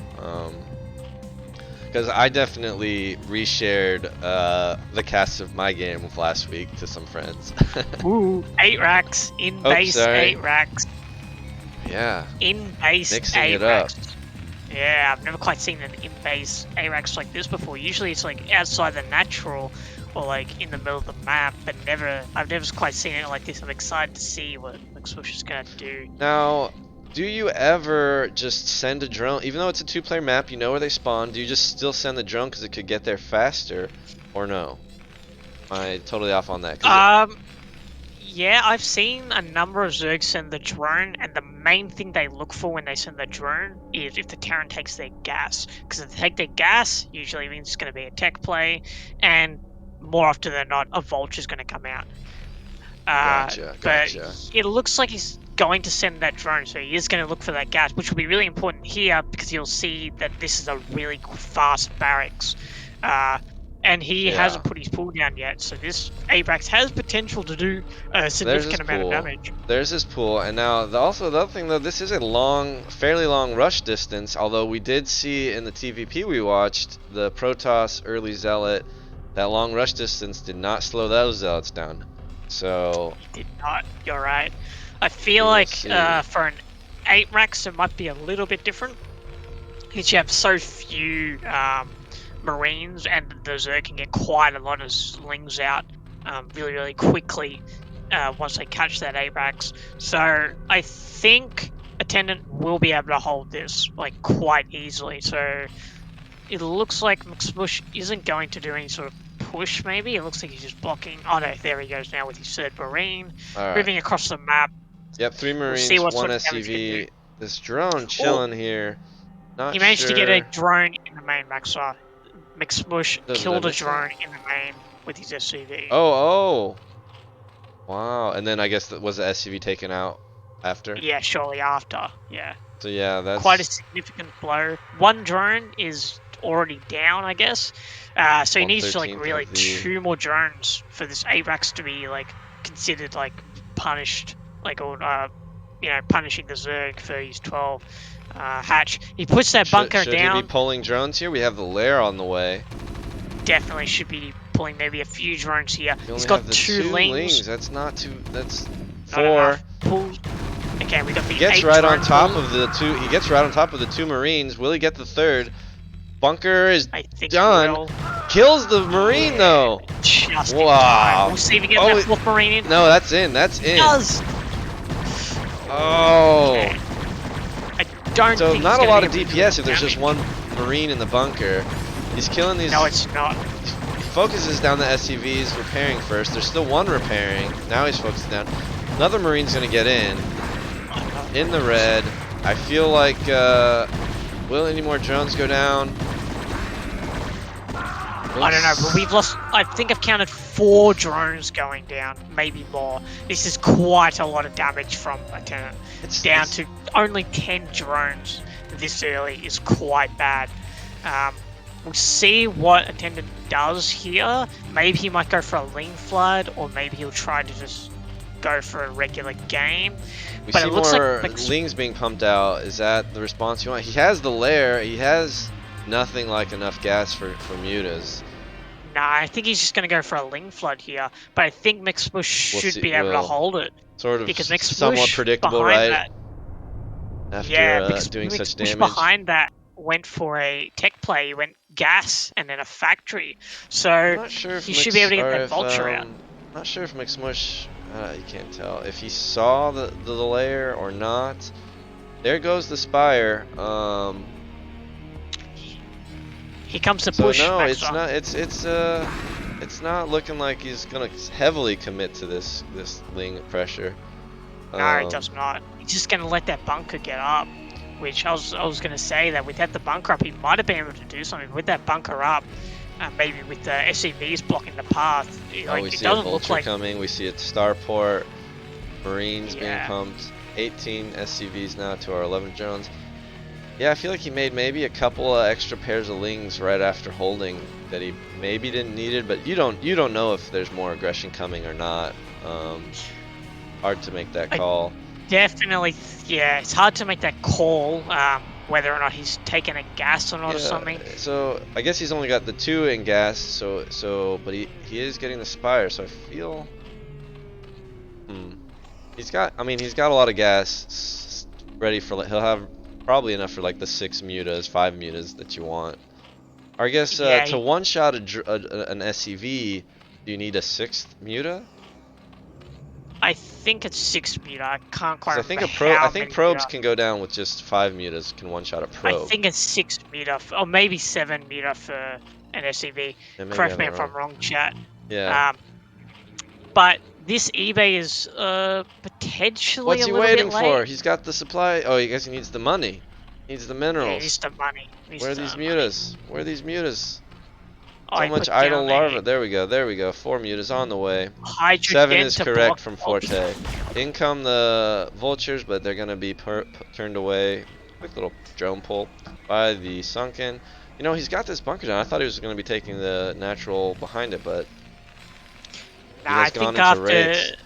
I guess is this fairly normal? You're just claiming the space. You're not necessarily going to expand right away. Is that correct? Yeah, I think after the amount of damage he did, a 1-base play is definitely something you could go for. Because of the amount of damage that it took, he could just like try and end the game.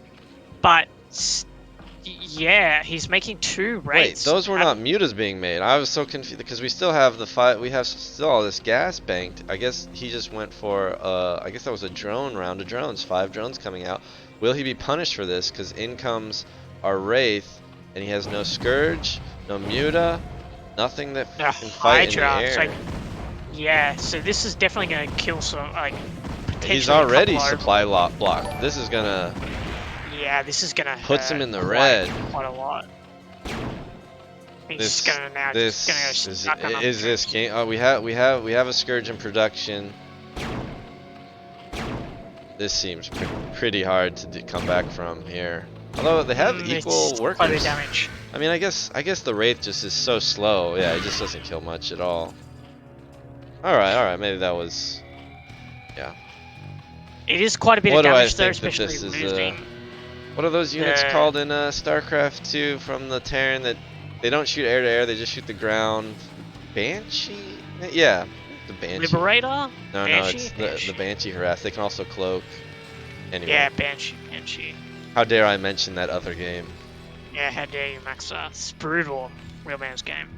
We have the natural going down for the Terran at around the 750-ish mark. These vultures have been not doing much with their lives. We have the burrowed Ling checking for any move outs. And the Hydra Den has not been put to use. Scans going down. I think he might have forgot to cancel the Hydra Den when the vultures came out. Oh, maybe. Yeah, maybe. So maybe it was just a mistake. Why you cancel it when you see the vultures? Is that? No. You put the hydrogen up to block. It was just right. It was just for SimCity purposes. I see. Yeah, SimCity. Yeah. I need that kind of thing. So we got our mutas out at last, but the turret's already like well and truly out. McSmush doesn't look like he didn't really have any timing there. He only had like he made the wraiths and the vultures for these 1-1-1, but he didn't really didn't get too much done. He got the one overlord, the one drone maybe. Let's see, 2 drones I guess. 2 drones calling the vultures. These mutas, all right, good control from. Wait, these vultures have 4 and 2 kills. I don't know. Those lings? Oh wow, it might have been lings, yeah. We have more hydras, our mutalisks popping. So our total mutalist count is pretty healthy, 11. But they're not all bunched together. He cleans up the vultures. Oh. No stim on the marines. Just sitting there taking this. I'm not sure. Yeah, I don't think that was worth it for the Zerg. Yeah, a little bit of miscontrol there. Just left his mid on top of the turret by mistake. Needs to get his... Definitely pulled him back. I saw him pull him back. We are seeing much more droning from attentat this game, much more so than last game. Yeah, way more droning. I feel like there's some vulnerability here on the bottom side. The turret is not up, but he does have the wraiths back. He has brought his total muta count together. Seems like favorable fight if he can get down here and pick off the building.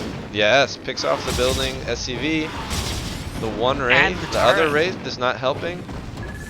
Well, yeah, you're right. Brings down, getting some good work done. Beginning to float some resources. He has the worker lead. Yeah, he needs to pull his marines here and really like push these mutas out. He's sort of he doesn't need to worry about. There's nothing coming in. I don't know. Yeah, he stopped all mining here at the natural. Is there something going on? Not sure what this. The tank comes out. A stim up here, but not. What is there an opportunity in here? I feel like you could even, if you're really brave, you go all the way into that bottom right corner, but there's tough to get out there if you get trapped in. Yeah, he just doesn't know that's a viable option yet. I mean, that's a scary place to move your mutas, isn't it? Where he is right now, though, Max, is really powerful because... Yeah, the rallying troops. The rallying of everything. Yeah, he's kicking to a lot of damage. He's just going to jump on this turret. A Valkyrie pops. Here we have our dropship, but will there be any magic counter drops to save him? All his mutas are pretty beat up, but he's gotten a lot of work done. I think the Valkyrie's just gonna chase him out. Yeah. I think. Oh, he has reinforcements. Shit. Picks off the Valkyrie. He does. Picks off the dropship. Yes, but his muta count dropping quick. We have more mutas in production. He's on top of the production of Terran. He's keeping his. Just gonna kill anything that pops out, Maxar. There's like, he needs to start pulling everything. Yeah, I think he needed to do that a little sooner. There's only 4 left. He's not attempting to put any more turrets down. Only 4 left, I say. But then here comes 2 more. So he's got like, that's 3 more. He had 7 on the way. Another Valkyrie pops. Should you think he should be trying to like panic throw up some turrets here? He's got tons of minerals. Oh, sorry, that's the Zerg. McSmush is I think he should be trying to get turrets up while like the mutas are occupied with Valkyrie. While doing everything, right? Yeah, while doing everything, like definitely needs to do 2 things at once to really get these muta out. And he has alright, resuming SCV production, good to see that. They're back on equal workers. A lot of mutas here. He went with the 1 carapace, I didn't notice that. No upgrades here yet. The splash coming in from the Valkyrie will be pretty helpful. Yeah, definitely helpful, but I don't think he has the marine count, and I think there's just too many mutas. 2 Valkyrie doesn't finish the max. Would Zerg want to bring in some Scourge to fight the Valkyrie, or you just go all muta and just... You can definitely bring in Scourge to kill the Valkyrie, but I think he's just got enough. Oh, I don't know about killing these tanks doesn't seem to be worth it with the 3 turrets around, and you have the air superiority. Yeah, because now he's going to lose out maybe to this Valkyrie and just this lost, one Marine. Yeah. He just lost so many muta going for those tanks, even although he did get a tank. He's still winning that fight. Oh, man. This is, as they say, back and forth. Very. But then in comes the Ling Flood. I mean, that's why he wanted to bring down the tanks. That's for sure, but there just isn't any Marines in the bunker. No so Marines like left. There it is. There's GG the GG, and we even it up 1-1. Wow. Oh my god, Maxwell. Like, that's... Oh my god. The 8 racks in base, and then like going across the map, and just killing the 5 drones. And then like, the 1 base play, like, with like the vultures and the wraiths. Oh my god. Good games, good games. GG for sure. 1-1. Let's keep it going. Korean Mechanics, Forte Lifeguards. Forte needs to even out this series. Rooting for our Zerg. Here we are on Good Night. We get to see the 3rd map, 4-player map. Let me transition into the game. Alright, and we see in the top right, now that's proper blue. That's proper blue right there. Or is it the navy blue, actually? No, that's the navy blue. It's navy, yeah. Navy blue in the top right. Nose picker McSmush. And in the bottom right, we have our white Zerg. On Good Night. Yeah. For Good Night. Map. 1-for-1 tied up. Definitely don't like TVZ on Good Night because the natural is quite awkward to try and fit turrets around. It's like quite awkwardly positioned. And these spawns like probably make muta just like a little bit more scary because just because of how close the natural is. But it looks like we're gonna get a first scout with the Overlord, so that's definitely in attendance favor. I wonder what McSmush is gonna pull out soon, because we did see 8 racks. We have seen just a straight up stim push. So it seems like he likes that early aggression style. So it's gonna be interesting. Yeah, we will see. Guess. I'm trying to remember here. The 3rd on Good Night does this on the low ground does not have gas. So that, well. Yeah, correct. They're mineral only. It's similar to Polypoint if you think about the bases. True. Except the 3rd is on low ground instead of the high ground. That's an interesting thing to think about. So we just see an 11 racks go down. So it looks like another 12 hatch. Yep. Yeah, so it looks like it's going to be a pretty standard game. We'll just see if Attendant goes for another 2 hatch play, or if he's going to go for maybe like 3 hatch. We'll see when he puts down his spawning pool and gas. But doesn't look like it's going to be a tech play from McSmush at the moment. No gas yet taken. Nope. Looks like it's going to be just pretty standard game after the 2 crazy games that we just had. Both players are just feeling it a little bit. Yep, good for McSmush. He'll get off the first scout. Right as our Overlord confirms Terran's location, and we'll move to the safety of the high ground, or whatever, floating over the high ground so it can't be seen. We have our pool timing with our gas. Is that this time attentat is trying to, doesn't want to lose his drone to the scouting SCV. No thank you. No, not again. That's Green sure. gas, still no gas for the Terran. But he is starting his wall, the Terran. He's just built the 1 depot for now. He might finish it off, who knows, or it might be just a depot for protection of his Marines, since you do want to limit the surface area of Lings. We'll see what he does, but he does go for that CC, so he's going to be a gas spam. Yeah, I believe this is like Lair right away. SCV sees it. I think that's what happened last game. Yep, Lair, no Ling speed, so it looks like it's just very, very standard game so far. See where they're going to deviate from the normal build, if they will. When's the normal gas? Okay, this is our gas timing. Yeah, right. Or usually this is a bit early, so it might be another stim rush. And this barracks, So it was like CC, second barracks, gas, and now I don't see any SCVs coming out.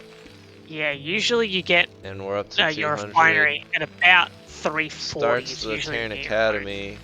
That's 150. Yeah. Still no SCVs being made. I think it's going to be another stim rush. Yeah, nah, it's another stim rush because he's put his academy down. Like, resuming Barracks SCV now. finished. Yep. Still getting the bunker. And then back in our Zerg base, layer is done. We're at 200, 300. And he spent it on a Spire. And takes a second gas. Is that standard? You put your Spire down, take your second gas immediately afterward? Yeah, that's just pretty standard building. It's just a straight up 2-hatch versus what's going to look like to be a stim rush. Very fast academy going down. That's our Marine count. We got the 4 and the 4 in the bunker. Marines number 9 and 10 coming out. Stim started. Yeah, 2 medics will start now very shortly. Alright. Yeah, so we'll see how attendant. The rush distance is much longer than that polyport game, so we'll see if attendant manages to put down like enough sunken in time. Oh, he's putting down the sunken right now. He's sniffing it out. He's going, you stim rushed me once. Says, I was here in game 1, bro. Yeah, and he is taking the third knows. far away. Sensible. Yeah, so this is actually one of the interesting concepts with stim rush is that if you take a distant third hatch at a different location, stim rushers can actually still punish them. Did he scan for that? How did he see that? Floating building? Unit doesn't have scan. I'm confused how he saw that overload. Must have been just off by a because it was clearly on hold position, so the idea was for it not to be visible. Saves the 1 Marine, gets him back in the bunker, home safe. But the lings these do run lings past. did not. It's true. It's going to be annoying. Gets 1. They're out of range of the bunker. Getting 2, but the push has not been slowed down. The push is here. He's got the 2 sunkens. Evo coming up for some added SimCity. But he's got no lings at home. He's already lost 2 Marines. On the this is really bad. But he is focusing down those sunken colonies. He's got nothing here to help. And he's got no lings on the way. What's his larva? Mutas are on the way. I think this is it. I think he's just gonna lose like all his drones here. I don't know about focusing the yeah, he needs to move past that. We need to see if he can. Should he just run in the main? Just leave the overlords. Well, yeah, just got the damage done. That's it. He could have attendant could have waited for the fast. Yeah. Well, there you go. Game or matchup 2 for the Zerg. That is for the Terran, and that is another win, I think, for Korean mech matchup. Nose picker McSmush. Bringing it home. GG's. 2-1 though. Well fought. That was. You just feel you just needed to like what? Just the mutas, were they late, or he just should have pumped out some more Zerglings? You can actually do a couple of different things. Or go more sunkens. You tell me. Yeah, you can actually make an additional sunken, because 3 sunkens against that push kills it. Like straight up, you can't kill that many sunkens. Or you can make extra lings, and then when the Marines come to push, you just surround the Marines. But he was holding off for the mutas. Making those lings means you don't have the larva for the mutas, right? So exactly. So the third sunken seems to be what the ideal. I don't know. Yeah, I get what you're trying to say. I'm not sure what's the exact correct response. I've seen it done both ways. I've seen both ways hold. I've seen both ways fail. Sure. So I think really, yeah, he just needs to do one of those 2 responses, and instead he didn't do neither, and he relied on trying to get the muta out. But Yeah. He just had enough Marines to just punish him and then get into the main. Yeah. Clump those Marines up, kill drones. And that's the power of Stim Rush right there. It just has the ability to end the game right there and then. Really well done from McSmush. Yeah. All right. Here we go into our third matchup. We have Balance in the top left, our teal Zerg, and we have Forte in the top right, our white Terran. Another ZVT on Polypoid once again, and the exact positions we saw in the previous game one in the previous matchup. So, naturally, we're going to see another stim timing push, and countered by some Lings into Mutaplay. With a base trade drop With going on at the same time. with some great Muta harass followed by a devastating counter drop and getting lose conditioned. So yeah, we're just gonna watch a same game again, clearly. Hopefully not. But ooh, he Is does already this a send his SCV. Yes, this is a very early SCV. Indeed. It looks like he's just gonna go for an 8 Rex straight up. Yep. Yep. Outside his nat. This could be anything. This could be 8 Rex FE, or it could be just 8 Rex into gas and then going for the quick vulture. Who knows at this stage? But definitely some early aggression coming out from our Terran. And this is good spawns for it. Being close spawns for ARAX, you can definitely put on a bit more pressure. Makes sense. Yeah, just good at the rally distance. Something. Did you pause the replay? You just stopped making the barracks. He's just stopped making the barracks. We just have a misclick. No, bro. This is really bad. Oh, I was like, what happened? Why is oops. Yeah, why did the rack stop? All right, at least he put it back to work, but that was unfortunate. He must have been trying to cancel an SCV. Oh, Forte in the chat. I goofed. Match nerves, bro. Yeah, I get you. I played PvZ and I saw an overpool, but I freaked out and put down two cannons before Nexus, which is, yeah, I get it. Match nerves. I was just thinking a bit ago how nice it is to just be casting. I'm not like freaking out that I'm about to embarrass myself. Not that you should feel so embarrassed. This is what CPL is about. It's feeling the adrenaline, feeling alive. Yeah, definitely. And also, you know, and then feeling dead. Yeah, and having those goofy mistakes and being able to look back and just go, oh no, I'm definitely not going to do that again. Hopefully that game doesn't get cast to me. Guess what? We're casting it right now, so... Yeah, we caught you, Forte. We got ya. So, he sees the 8 racks. He's pulling some drones to try and prevent the bunker from getting up because there's a delayed 8 racks. Oh, this is... I would not have thought that you should be pulling the 6 drones, but... I guess against the 8 racks, that's just what you do. Yeah, I mean, your drones are... You have to, yeah. You should be able to get his Lings up. And I think it was correct to pull maybe 6 drones instead of 8, just because of the delayed 8 racks. We'll see how many drones he manages to kill. He hasn't killed one yet. Half health that Marine. The Lings are hatched, so they should be able to deny this bunker. Yeah, I don't think this 8 racks is going to do any damage. Yeah, that delay was pretty big. Yeah, it was a big delay, but he hasn't quite attacked the Lings yet. There we go. Yeah, all the Marines are on the retreat. No more Marines even being rallied. Forte floating 600 minerals. I think he just, after that racks failing to be made, pretty hard to... Yeah, it's pretty devastating that happens. He must have been trying to cancel he's just going for trying to expand behind it. Will he get the bunker up in time? In come the 6 Lings with 5 following. I guess 1 Ling may have died somewhere along the line. Bunker is not done. 1 mighty Marine holding the line. Marine goes down, Marine goes down. No Marines for our sad empty bunker. And GG from Forte. Unlucky. Very unlucky. He must have just been trying to cancel an SCV on his command center. Oh, yeah, you hit that escape button. Yeah. Or Oh, yeah. when he had his SCV selected. Yeah, that's really heartbreaking. Yeah, I mean, it's a funny game. Sometimes, you know, you play like a 30-40 minute game and you make how many clicks?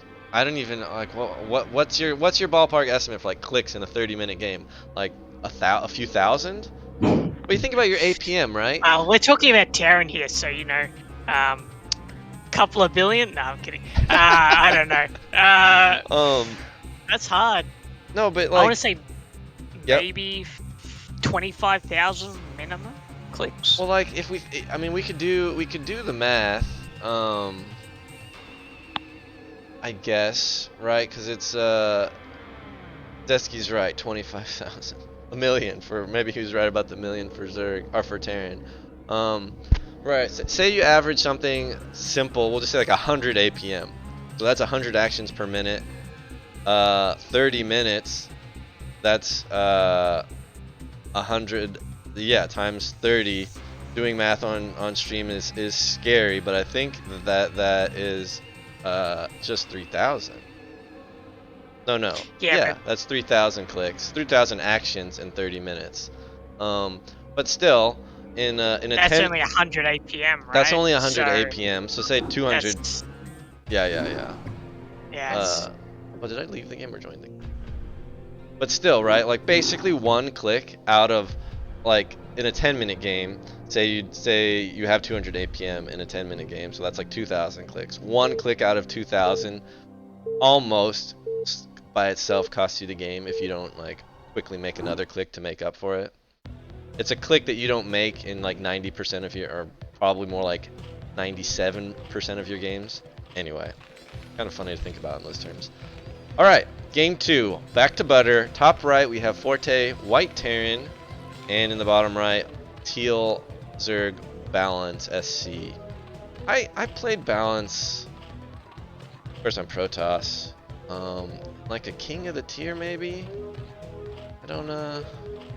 I don't remember. But Yep, that happened. CPL. It did.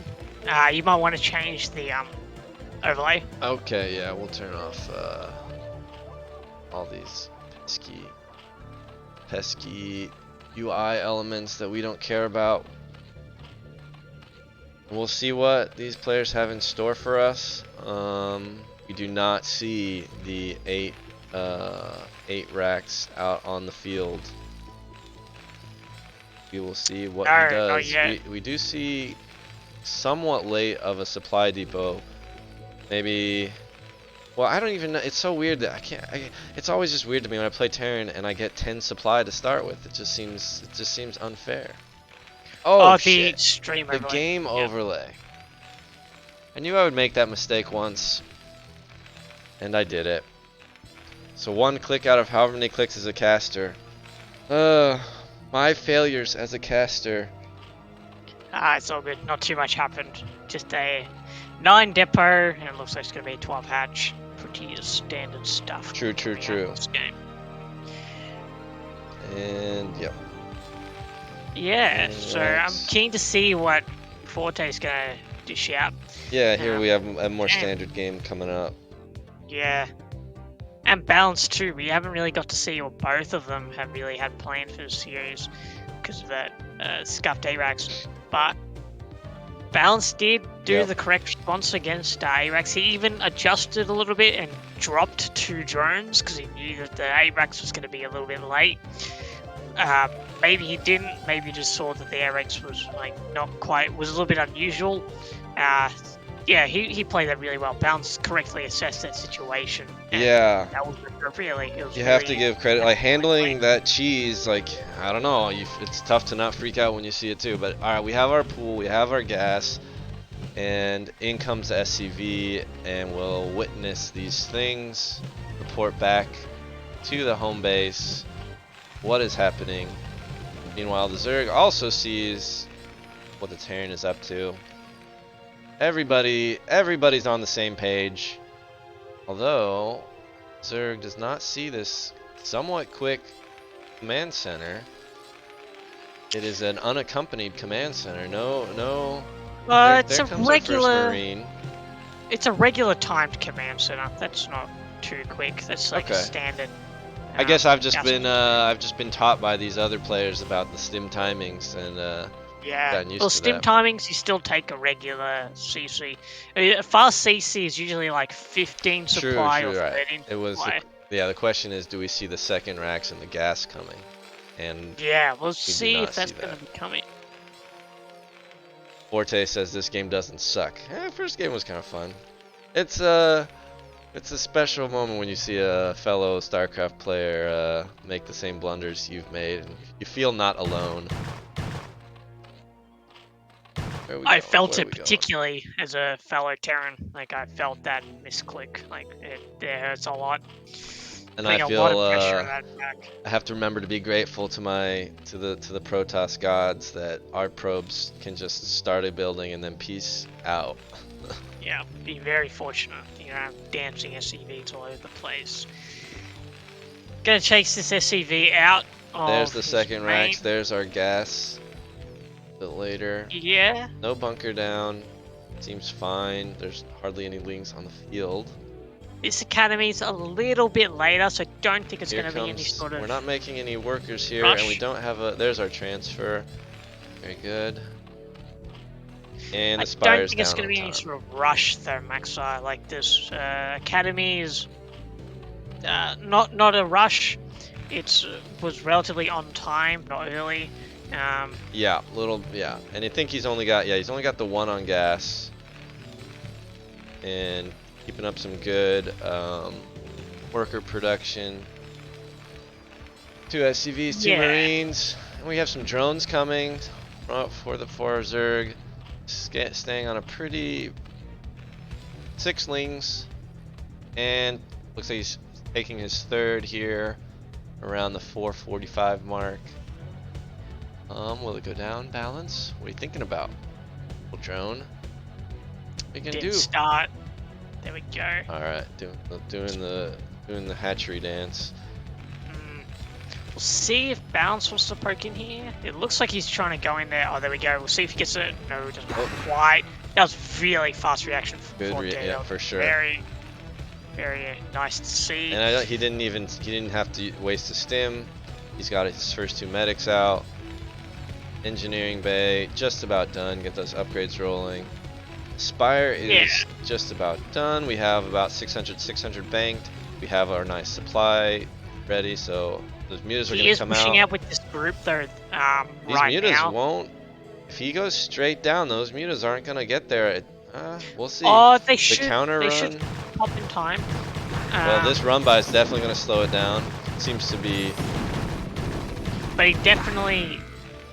Oh, this run by. Yeah. Right. He's going all the way back into the main to have to take care of this, which is going to give. Yeah, from what I mean, you have to tell me what. Like, don't you need to get these Marines out here to hold the mutas hostage, so they can't give you time to get up your turrets? Quite a bit happened in like a very short amount of time. So, like. Forte like pushed out with the Marines, right, to force the Sunkens, but then like the Lings got in. Like it's a bit of a chaos. The Sunkens were made. At least the Sunkens were made. If those Lings had actually the Sunkens being made was actually bad. It's actually good for Forte that the Sunkens are bad. Oh right, no, I understand. Right, I was saying like if those Lings had pulled him back earlier and he didn't, and Balance hadn't even had to make those Sunkens until like this point. Although I don't even know if he needs the Sunkens given that he's got the 9 mutas, right? Yeah, that's exactly right. But he still built them, so that good for Forte. There was a lot of bio thrown away. Not sure if that was intentional or not, losing that many bio. Forte saying how much is... Listen, there's 2 levels of there's your understanding and there's your ability to execute. I'm a 120 APM player, so I'm not... In come our mutas.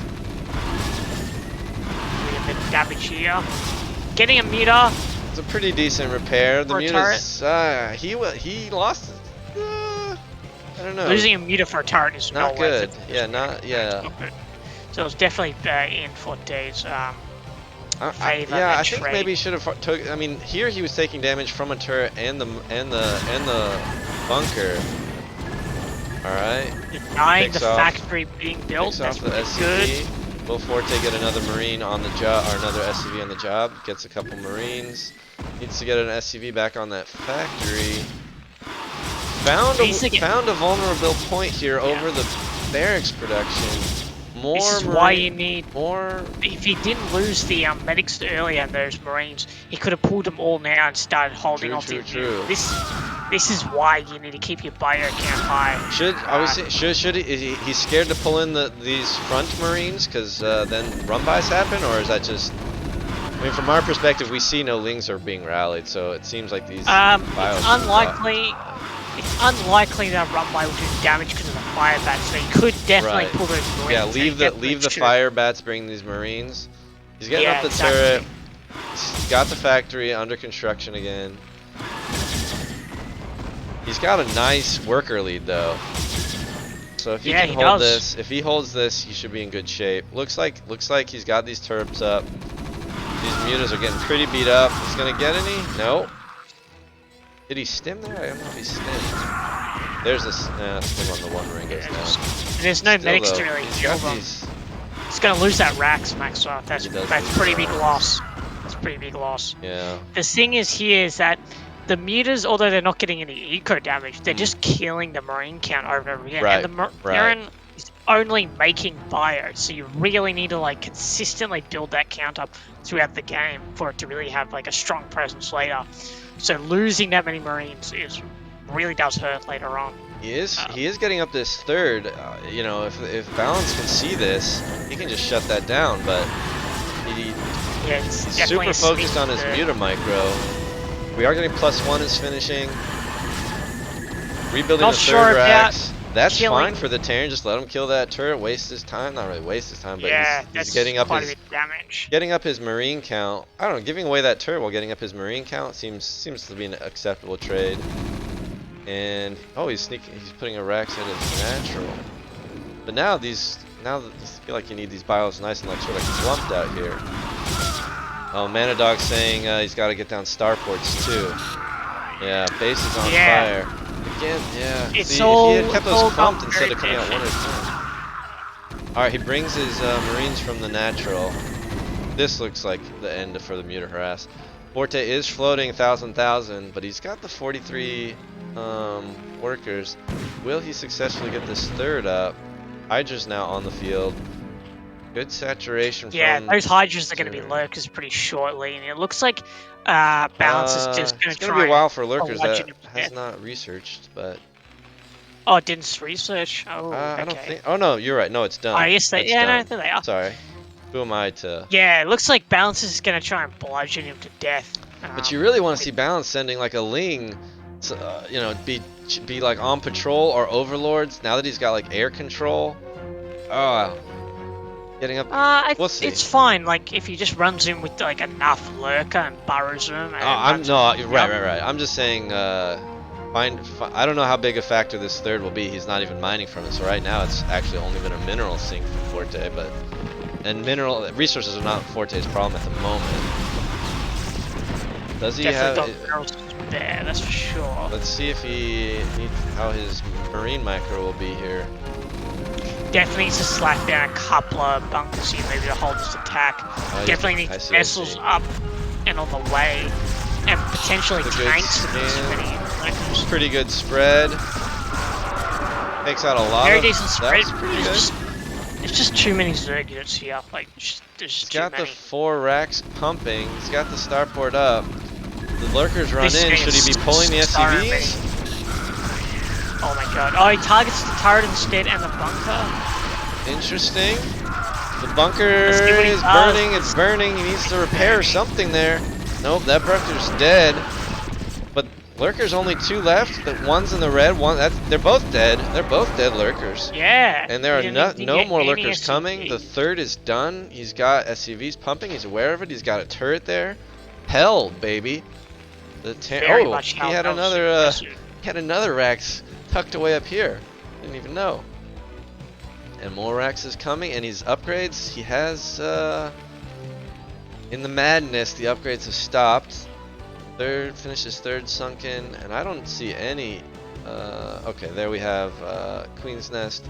Our first upgrade coming for the Zerg, and our Hive is on the way. And Balance does not, I do not think Balance knows about this third. Forte scanning, he sees the third, he sees that there's only one colony there. Lurker, oh, he sneaks right by.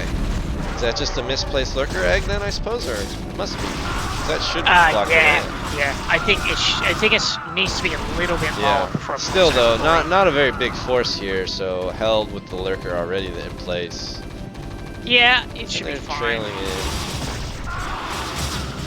This is buying Forte some more time. Getting up plenty of turrets here. That third from Forte, that sneaky third, definitely going to come into play. It's for sure. This is yep, getting the bunker there. That is kicking gonna in. But I'd like. That's going to allow him to explode in production, Maxar. Like he can put down an extra starport. He can get like 4 more Raxes. Like, yeah, with this gas buildup, I feel like he should be able to just get a second starport. I mean, you telling me this is not the I don't play this matchup. Second starport, you can start pumping these vessels. He's on 3 gas, maybe.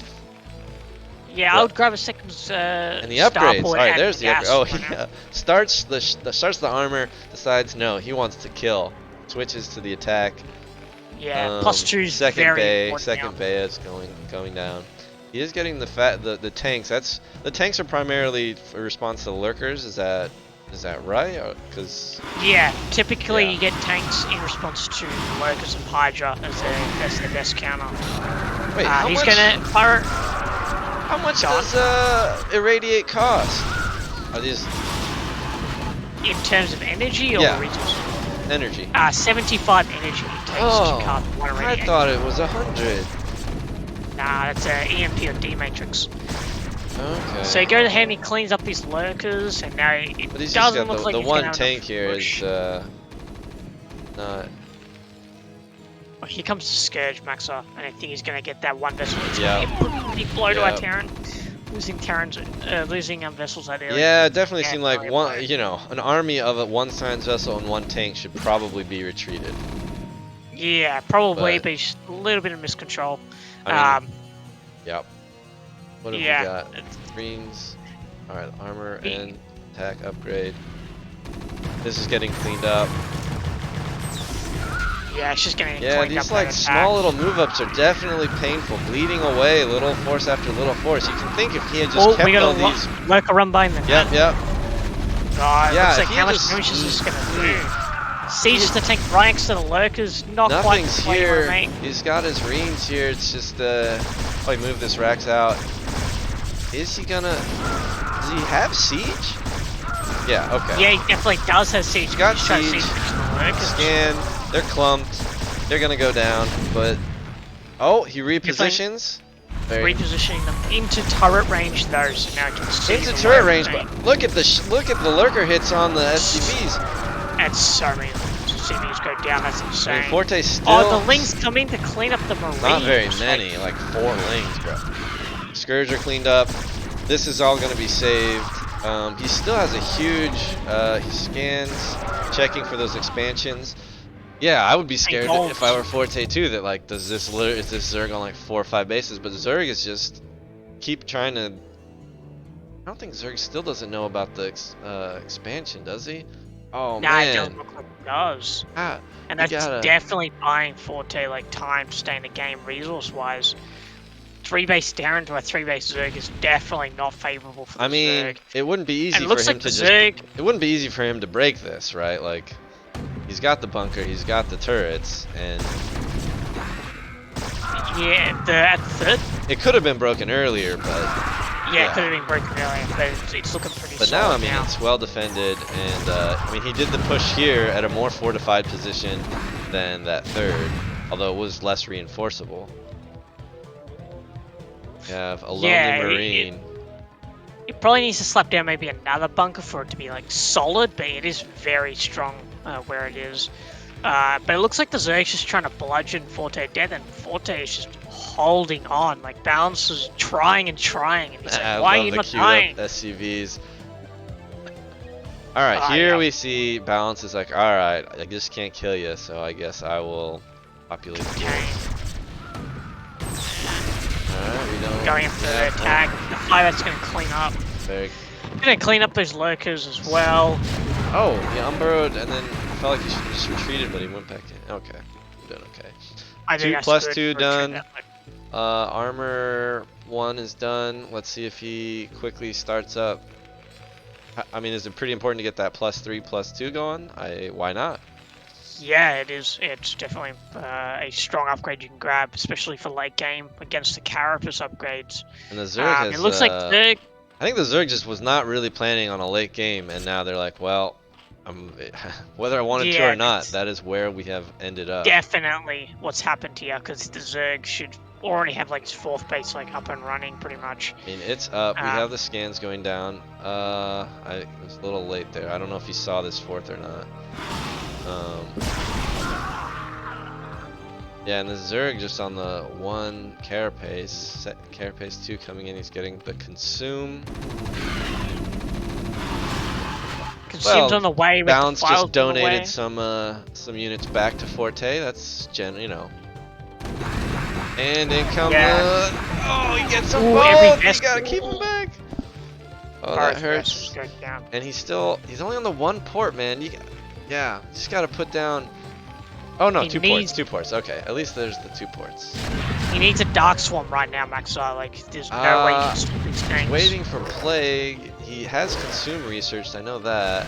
There it is. Okay. There we go. There's a swarm. Orange cloud is down, and it's going to stop this Terran push. I guess this sunken wasn't. How is that sunken not under the Dark Swarm? What is the hitbox of the Dark Swarm? Is it like just a square? Does anyone know? Or is it polygon, or is it? It's like roughly the circle. Like it's roughly. Oh, is it it's a circle collider? Yeah. Yeah. Catches a defiler. Yeah. Yeah, that's pretty big. The favor, Can he get a Dark Swarm here in time? Although he's got these lurker cut off. We have the 3 defilers here. Yeah, they have the energy. They swarm over here. This sunken's not gonna last.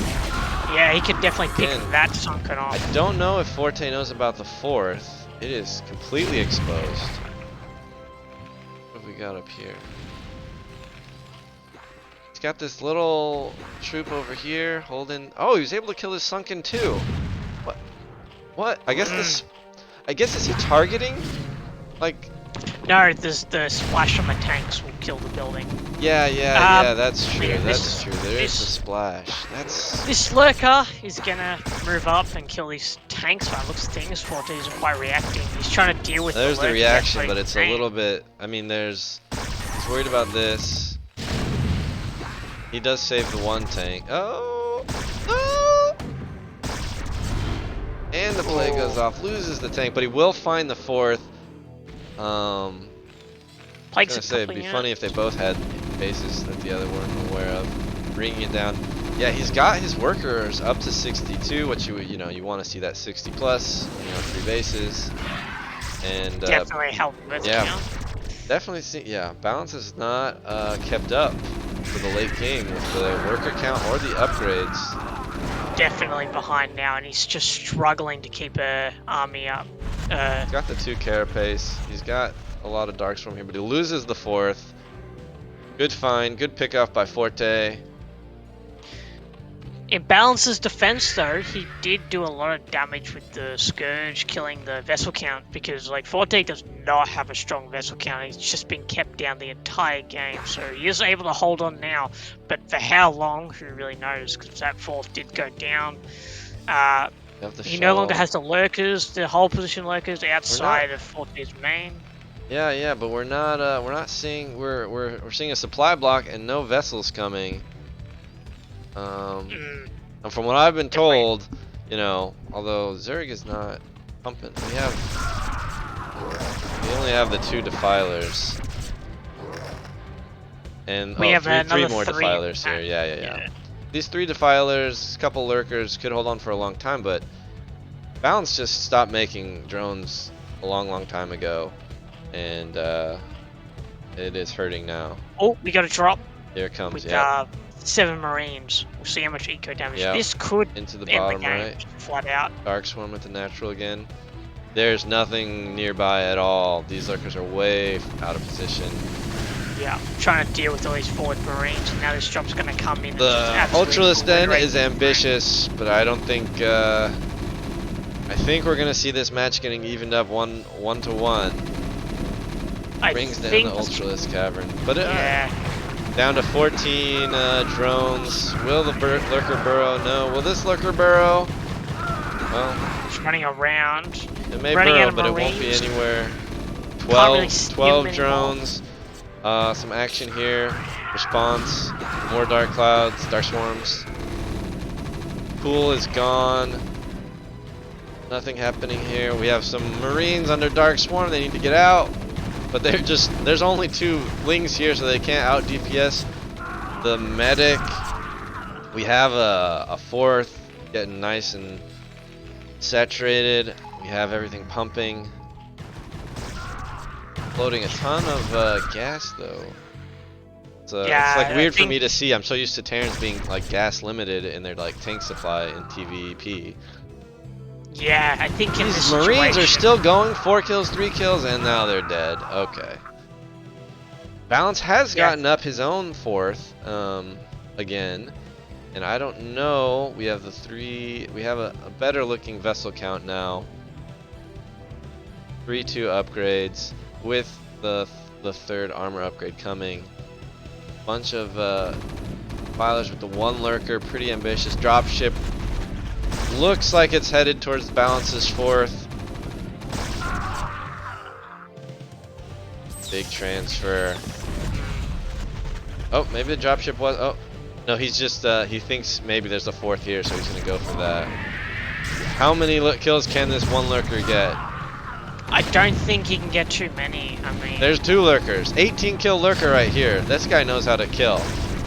Ooh, big killer. But I don't think this is going to do too much. This drop finds nothing. He's only on 11 drones. I just think where is it? 27 kill lurker. Alright, put your bets in now. That's the final kill count for this lurker. Did the other defilers, have they all been killed? I don't see any more. Yeah, all the defilers are gone. Defilers are gone. Got a few nice. No got money. A couple of lurkers, but a couple of lurkers left. But these vessels are just. I think they're in too high number compared to the actual Zerg mineral count. Like, can't really make anything. You're just sort of collecting yourself here for the game 3 on good night. There it is. There's the GG. Way to hold that off there, Forte. Very impressive display, that's for sure. Especially don't forget, that first game was super tilting. Yeah, that's for sure. After that, coming out from that first game, and then that's the second game where he kind of got caught and nearly got bludgeoned to death, but he managed to hold on, and then he just scaled up, and then he just like pushed across the map. Yep, and that feeling of getting away with like a sneaky base, it's like. You're on top of the world. All right. Yeah, definitely. Let us 1-to-1 balance Forte. The game is up. Very good. I will turn off the overlay. We will transition back to Brood War. All right. Good luck. Have fun. Cannot wait. I'm excited to see what this 3rd game has in store for us. And we have Balance as the yellow Zerg in the top right. Forte in the bottom right as the white Terran. He is stuck with the white. Balance is now gone yellow. Random. Is this these are the same positions we saw in the other game 3. Although I guess Zerg was on bottom, but it's still yeah, I think the same positions, but they were flipped. Right. So, so the Overlord's gonna go scout in the opposite direction. Makes sense. Yeah, naturally, because you usually send the Overlord towards the natural side, like the closest The natural nearest, side. yeah, the nearest Yeah, natural. the That was nearest like natural. hard for me to understand when I was like learning scouting patterns. I was like, what do you mean the near? Like the natural's always near you, and then it's like, oh, the other guy's nearest natural. That makes good sense. Because flying units, you know, they're good. Flying supply, that's a crazy concept, isn't it? You only hear that in StarCraft. Flying detector supply, dropship Yeah. flying I detector want flying. to meet whoever like invented the Overlord, like came up with the concept. Like, oh Yeah, yeah, the pitch meeting. What? Yeah, what if this race, their farm buildings can fly, and they can see invisible units, and they can drop, and you can make them go fast. and it's just like, oh yeah, all their supply is just flying. You know, they're actual units, but they don't cost supply, but they're they're units. And like, I I don't think it's know. I like, feel like that boardroom meeting would be a interesting pitch. yeah, I don't know if, yeah, I think it's brilliant design. It just like forces the like, you have these systems in place in the game, and so you just like create these units that are like extreme, you know, like I don't know, the idea right that the Corsair and other certain air units they only shoot air to air. It's just you're like forcing these extremes, which creates very interesting scenarios. Yeah, I love it. Would change for the world. We've got a regular 12 hatch. Looks like just taking his spawning pulling gas at a regular time as well for just a general 2 hatch play. Yeah, so he's No walled fancy here. 3 hatch shenanigans. And a wall. Yeah. So what is he giving up? What is he gaining by walling at the natural? Well, walling at the natural is actually. Does he need to pull an SCV here? Or no, I guess this guy finished the racks in time, and this will be done in time. Yeah, everything should be done in time. And he managed even to get both SCVs outside the wall, so that's really strong. Good for the Sometimes Terran. Terran, Yeah, good for the Terran because because you now he's got sometimes. scouting. Yeah. Exactly right. Doesn't need to. But when Yeah. you build a wall, answering your question, Yeah. when you build a wall, you don't really give up much. If you do it perfectly, like all properly timed and everything, you don't really give up anything. The only risk you face is There is a 4 tiny econ sacrificed by the travel time if you're going for some super, depends. It depends on when you actually send the SCV. I've seen in the ASL they managed to get their depot at 54 seconds, which is the optimal time for your depot, and still managed to complete their wall. It's very impressive. So it just depends on how optimized your build is, I guess. But generally, yes, there's a little bit of an econ difference. But yeah, you survive against any sort of ling attacks, so the wall is really strong. Yeah, so right, he's just If you only manage to made get the up. 2 Marines and then stopped Marine production. Yeah, Oh and well, it now looks like he's he's taking resumed. his Now he's gas. resumed. He is taking the gas. With So, before the second no- barracks, right? So that seems pretty early. Yeah, so this could either Full be like saturation. this could be like either a like +1, 5 racks +1 type play, or some sort of tech play like a mech. We'll see what gets built next. We do see the lair from Balance though, so it'll probably be a Spire follow-up. And he is going for a creep colony, so Balance definitely suspects a Vulture's on its way. We'll see if he's correct. And yeah, he is. A factory's put down, so it's probably going to be. It's most definitely going to be some sort of tech play, that's for sure. Whether it's going to be Yeah. 1-1-1 or just 3-fact Goliath, it's yet to be seen. Really But nice they're the timing possible on avenues. the SCV transfer. Beautifully spread. So nice when you get that timing that precise. Hate it when you send them early and then they finish mining and go all the way back to your main. Yeah, that's really annoying.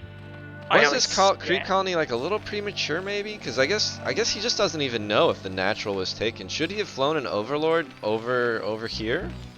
Or is that just gonna get picked off by Marines right here? Or fly the over? Yeah, I don't If you know. position it properly, I think you can save the Overlord just above the Terran Natural.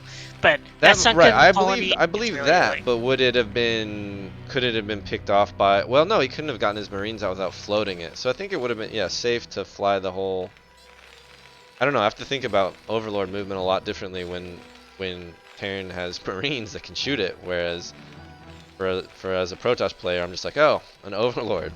Nice to see ya. I think it's difficult to get the Overlord over there, but if it's actually in position, it's safe. You know what I mean? But because he's That's what I was wondering. But when you see them yeah. wall in, you have to think, okay, it's going to be a big sacrifice for them to lift up to bring out Marines to pick off my Overlord. So maybe I should just send my Overlord. Does that make sense to you? Yeah, it makes sense to me. I personally don't think it's still worth for the Terran. I still think it's worth for the Terran to get that Overlord because you're actually killing a unit compared to you might lose like half a Marine for a small amount of time. Okay. Yeah, Vulture gets out. Vulture gets out. Will he see? Looking for that third. Yeah. Went to the expected location. Or he's chilling. We don't have a machine shop. We have another barracks. 2 more barracks. We have the starport. We have the academy. Engineering base started. Comsat's going down. Worker count. This is going to be 1-1-1 by looks of things. Mutas are now on the field. 6 mutas. And third base just about done. Mutas in a nice scouting pattern. Forte Oh, scans. I'm sorry. This isn't 1-1-1. This is Valkyries. We're gonna be seeing some Valkyrie movement. Well, there's starting with the Wraith. We have the control tower though, and the armory. You need the armory for Valkyries, or just the and a control tower. Armory and control tower. Valkyries. Yeah. Okay, looks like the Vulture's gonna get picked off. It did get 2 kills. It got 2 kills, which we missed. Or no, it was those Lings early on. Oh, it was the Lings. That's right. So it didn't get any drones. But he sees this base. I wonder if Balance looked at the replay, maybe. Well, he probably didn't, and to find out that there had been that quick third or something. But yeah, maybe he might have looked at it. There are times when I play like a CPL match and lose, and then I'm like, well, give me 15 minutes. I want to watch this replay for a while. I don't do that, but it's like sometimes I want to. Okay, some good muta micro. Have we lost any mutas yet? I don't. Oh, didn't fire that time. 1 muta goes down. Another Marine. 2 more Marines. This turret is can't quite goes for the turret. He's in range of the 2 turrets. Now he's on top of the production once again. And not much anti-air here. Oh. Not at all. The Valkyrie hasn't been started. We've lost both our turrets and now the mutas are just kind of on top of the production. Why am I so bad at this game? Oh, bro. Yeah, I can feel that right now, Forte. I can feel that. You just needed the 2 turrets. Lightstorm says it's very nice for us. It was good control, and he saw the vulnerability. Oh, he's not missing some shots here, but there's just 1 Marine. All on top of it.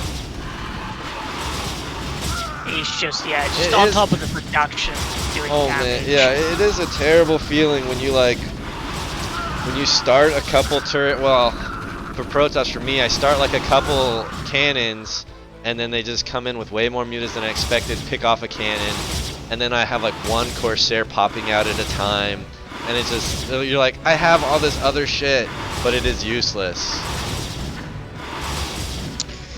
Yeah, it's just, and this time it's heartbreaking to watch. We have the Lings coming in. Fall over pretty shortly here. Supply blocked. Yeah. Only got the 1 Valkyrie really. Yeah, the Lings free reign. They could just be here if they wanted to. More rallying in. And Balance has a healthy drone. Oh, back in Forte managed to get some drone kills at home. I missed that. Did you see how many? I did not see how many. But I was watching this drone count. I don't think it ever got much above 25, maybe 27. But I don't think it got too many. Oh, here he ran. I don't think it really matters. Yeah, it looks like he ran his drones here. Anyway. I don't think it really matters. Doesn't matter. They have to lose every single production building. Yeah. He can't even make military units, so he can just keep making lanes. See, he had these 3. I wonder when he had these 3 turrets here. I wonder, just like, oh, pick up your turret and place it over here instead. Could be nice. GG, GG's GG, call. GG. And that is our day's matchup.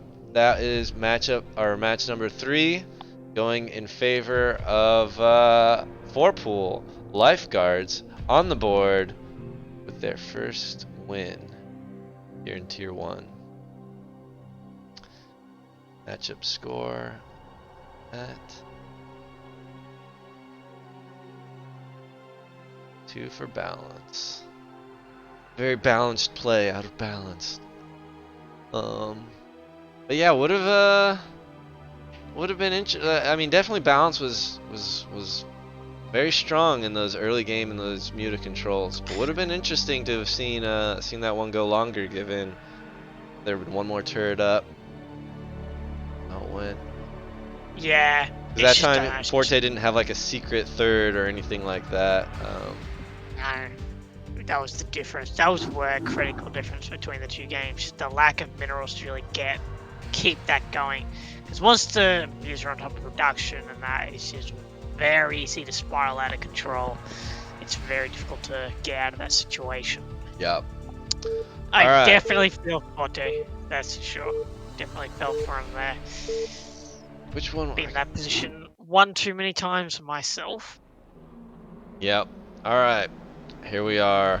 In the top right, we have Kanzaki Renko, the yellow Zerg, and MZR Mazer, I believe was the race/nose picker, chose Terran. Yes, it definitely seems like the race pickers like to pick Terran against Zerg. At least that's the two we have seen. So what we've seen, saw PVT, and now this is our third ZVT. Getting to know this matchup quite well. Yeah, you see, it's a lot of back and forth, a lot of cut through. It's super dynamic, yeah. Yeah, I love this matchup. It's very fun to watch and play.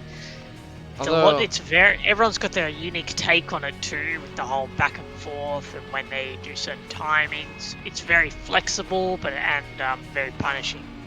It's like, I love it. I don't know, Dark Swarm, it's kind of like an ugly looking spell. Oh, I could tell it's a very ugly spell to play against, that's for sure. I mean, I have to deal with it in Protoss, as Protoss. It's not with the frequency or in the quantity that the Terran has to deal with it, but I think every time I'm doing some sort of tank push and I see that Dark Swarm go up, my heart just drops every single time. Light Swarm is the most beautiful spell. What the fuck? Listen, Light Swarm. There's a reason why they call it Orange Cloud or the Fart, you know, like, it doesn't look, it's not a good spell. I'm kidding, Alright, pretty normal development. Looks like a 12 hatch again, and just racks in main from the Terran Mazer. I have played against Kanzaki Renko too. 11 hatch, actually. 11 hatch, good catch. Good catch hatch. Yeah. 11 hatch, just skipping that turn. Got a little bit faster. Kanzaki is sending out the drone for the third. He's gonna go for the gas third somewhere over there. Or what? Or is that the scout Zerg? That's a scouting drone? No. Yeah, it's a scouting drone just to scan the opposite direction of the Overlord. Yeah, you don't take it through. Yeah. Terran's doing 11 hatch but droned afterwards versus people often do 12 hatch 11 pool, so this is like 11 hatch. Yeah, typical 11 hatch is getting 10 pool 9 gas. So he did 11 hatch, made a drone, so 11 hatch 11 pool, and now he's droned up some more. Yeah, so it looks like it's gonna, the late gas definitely does indicate to some sort of 3 hatch play, so it doesn't look like it's gonna be a typical 2 hatch play off 11 hatch. Let's see, Terran's going to take their expand, haven't quite taken the gas yet. Looking pretty standard from our Terran. We'll see if he identifies. Okay, he's going to get the Overlord to the safety of the high ground in this match. Looks good. That's pretty big. Third hatch coming up. Yep, the third hatch is coming up. He'll see the third hatch. We'll see what the Terran does from here. No, alright, the tooling's in production. Curious if ever gonna make any Zerglings. Alright, so this definitely there's the gas, okay. One more time. And the bunker? The depot. Yeah, depot. So and the scout SCV gets us around and dead. 3 on the gas. See what happens when he hits that 100 gas. Is it ever speed before lair, or that's just not a thing in ZVT? Oh no, it's definitely a thing. You can definitely get speed than lair. Because there's no wall off here, so I'm thinking if this is speed, there's the lair. But say he goes speed, there's no wall off, no bunker. He sees that, but doesn't roll the dice. Doesn't roll the dice, not this time. Definitely need the scouting SCV to check if the lair came up on the regular tree hatch timing or not. Yeah, he did not get that scout though. This time it was not. But he looks like he's gonna be in luck be okay. This time. Yeah. And it looks like we're gonna be having a +1 build, I think. Maybe. Maybe the academy came up second. How many larvae you have here? What's going on? There you go. And there he's taking the second gas. What does that? We'll see how many Raxes he puts down. I think he put his academy down first because the eBay's quite early. The academy's almost done. The Rax halfway. So definitely the academy. So this is definitely going to be probably a stim, early stim. Oh, picks off a good couple lings. Yeah, he got stim first, so I think he's just going to do like a regular 2-Rax CAD. He did get his eBay very early for 2-Rax CAD, but is that going to be like he's got the attack upgrade coming, so that seems... Yeah, usually you get like the engineering bay a little bit earlier, down come and the then sats. You usually get the eBay a little bit earlier, and then you get the +1, and then you get the academy, and then 5 Raxes. But it looks like he's just gonna get the eBay down a little earlier to go +1 earlier. I'm excited to see what he does with this build. I haven't quite seen a variant like this before.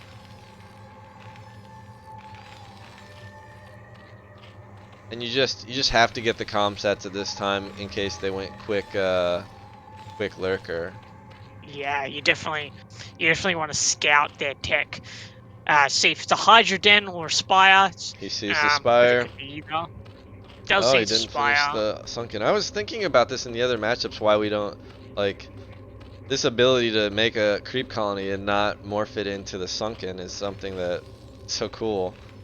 I feel like I would do that more often. See it quite a lot in TVZ with especially early game. Yeah, because with stim rushes, you don't actually want to morph into a Sunken. Yeah, save the 50 minerals. Why not? Idle it already barracks. Costs a bit. Do we have a supply? No, both have plenty of supply. And we're back to pumping our SCVs. Little push out. All right, here it comes. Boom. Converse the Sunken. Putting down 2 more creeps. Doesn't have anything to slow down. Mazer taking his time though. Seems. Why would you wait here? Just to force Sunken. He doesn't actually want to engage the Zerg, and he just wants to force Sunkens. So this is like very similar to moving out with Zealots, hoping that they make things and moving back. He doesn't know that, and he's just scared if he overstays. Does get the Overlord. He's just scared if he overstays, the Mutalisks will pick him to bits. Yeah, so he just backs up. Versus like turrets. If he came up here to actually check they were alive, then maybe getting back could be scary. So yeah, okay. But here comes I'm not sure if he's mutas. got range finished yet. If he has range though, then he can definitely start pushing out across the map, because +1 ranged Marines is definitely scary. Let's see what he can get done with the mutas. He does have a nice number of turrets here. Feels a little vulnerable down here. Oh, ran back up. Yeah, I think his turret coverage is pretty strong. Doesn't have anything defending the ramp though, so definitely has a spot the Zerg can come in and do some damage. He's going to come in for a quick swipe. Backs up. Mazer's checking if there is a 3rd or 4th behind this.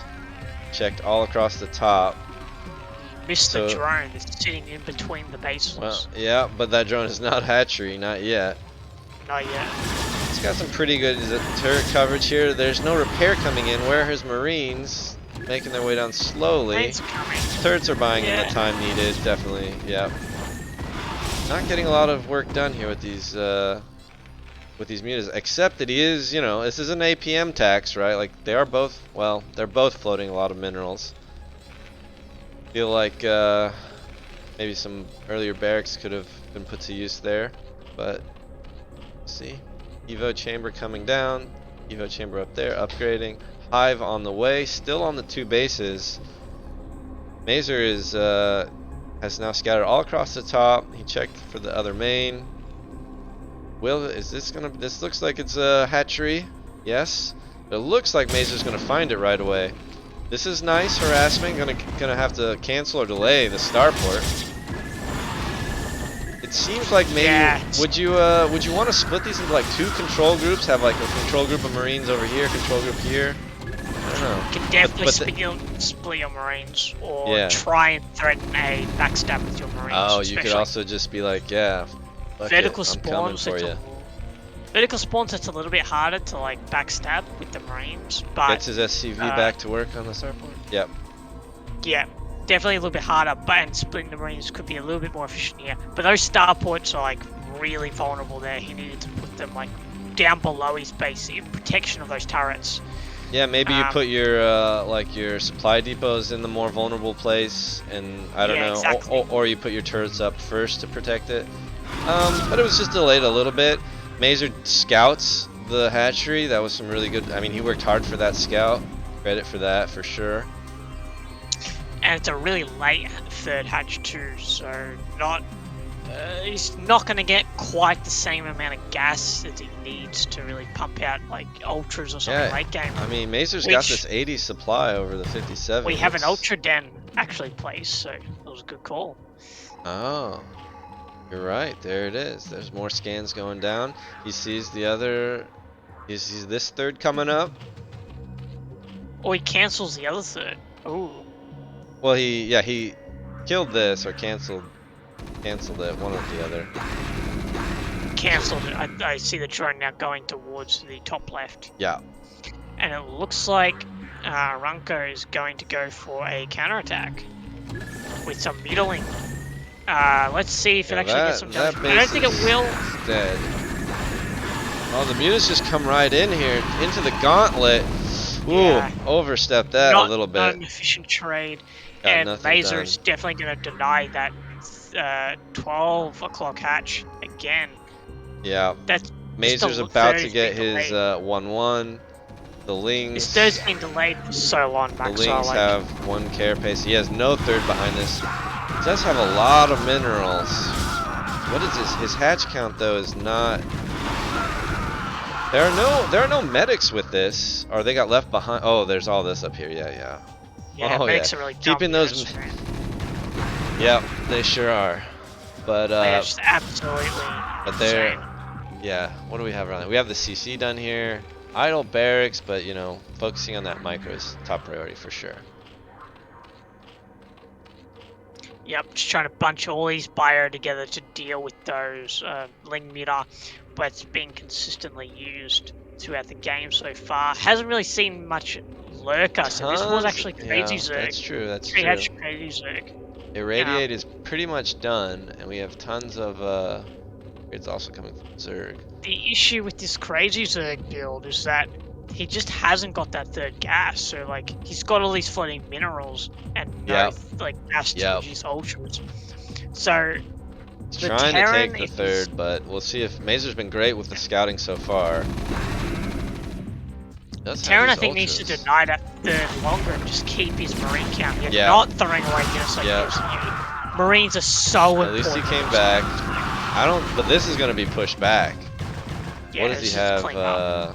This is gone, Max off. Like, there's no way that hold on to this. So Kanzaki maybe will get his 3rd up. Will he be able to deny this 3rd? Then there's some promise. No bunkers up. Oh, he backs off. I don't know. I mean, he's got the armor upgrade on the Ultralisk. That's great. I don't know how strong the Ultras are really in this matchup, so we'll see if is he gonna go for it? They're very strong. You could definitely go for it right now if you wanted to, before these bunkers get up. There's not very much bio here. It looks like he's just going to come in and he's going to jump on top of these bio. The bunker just finished. Here comes the vessels for the irradiate. Each got an irradiate. He's going to irradiate all the Ultralisks. Let's go straight for the Ultralisks. It doesn't look like he can keep his third up, but he has got a reinforcement of fire at his mat. Would have been nice to have just like a couple of Scourge maybe, but I think he's definitely denying this. He doesn't. I don't think he'll be able to kill it. Maybe not be able to kill it, but he's definitely going to be able to deny it. And he got a little bit of fire. Yeah, but every single Ultralisk third is finished, but no, the gas isn't taken, nor is it saturated. We don't have any drones coming to it. Still looks good for the Terran, generally speaking. Yeah, it still looks good. Got it in the red. It's burning. Yeah, I think that CC might go down if it doesn't move it in time. It's burning. The Terran, it's not looking good so sharp for the Terran. He just doesn't have the fire. These Ultras are just doing work. Yeah, they're strong units, dude. Like, Ultras in this match are 5 kills, 0. Oh, these are fresh Ultras. Man, they got through. I guess you just need to Sim City better against these, perhaps. He's through this guy. He needed way more fire because he just needed way more fire. There wasn't actually that many Ultras. Oh, look at this! Dropping the main. He wiped out the tech. No more Ultralisks. Oh wow! God, so bad. We keep missing these drops. Saves the Marines. Kanzaki's got what he's got. This is still happening in the natural. Both irradiates go down because he's got no Scourge, no anti-vessel. This vessel count is healthy. If he can hold this and maintain his vessel count, that would be great. But there's a lot. Look at the mini-map. The Lings are streaming in. Kanzaki is getting up his gas. The drop here is going to deny the 4th. Doing what you can. Will Light Swarm still believes in the Terran cause, but look at this Terran worker count. It is plummeting. You have and he's just on top of the CC here. He's just rallying. Yeah, that's GG. That's GG. Kanzaki Renko with the Ultralisk switch, or Crazy Zerg, or whatever it is, switching to those Ultras so fast. Yeah. Not Crazy so Zerg is when you skip lurkers, basically. Right? And just go mutas. Skip lurker. You go muta and you skip lurkers and you go straight into Ultralisks. That is crazy, sir. The race picker pulls out the win in game 1. That is interesting, because he didn't get a third base for the longest time, let alone a third gas. So he just had like no Ultralisks, but the Terran just had no bio, and just pummeled him. I mean, very interesting game. He had a lot of bio when he denied the 12 o'clock, right? And then remember, he like sort of accidentally moved his Marines without his medics, but then he brought them together. But then he was at the high ground at the Zerg's 3rd, and then he sort of poked in, and you said, yeah, he just needs to deny expansions and not push in here. He lost a couple Marines there, but it seemed like he didn't reinforce or just fully retreat. And then, yeah, out came the mutas. Yeah. He just lost a lot of bio, and his vessels were delayed, which means his +2 was delayed a bit considerably as well. Yeah. Lightstorm mentions the upgrades. I kind of the Terran may have been a little late on the upgrades. Yeah. Yeah, he definitely was, because his vessels were delayed.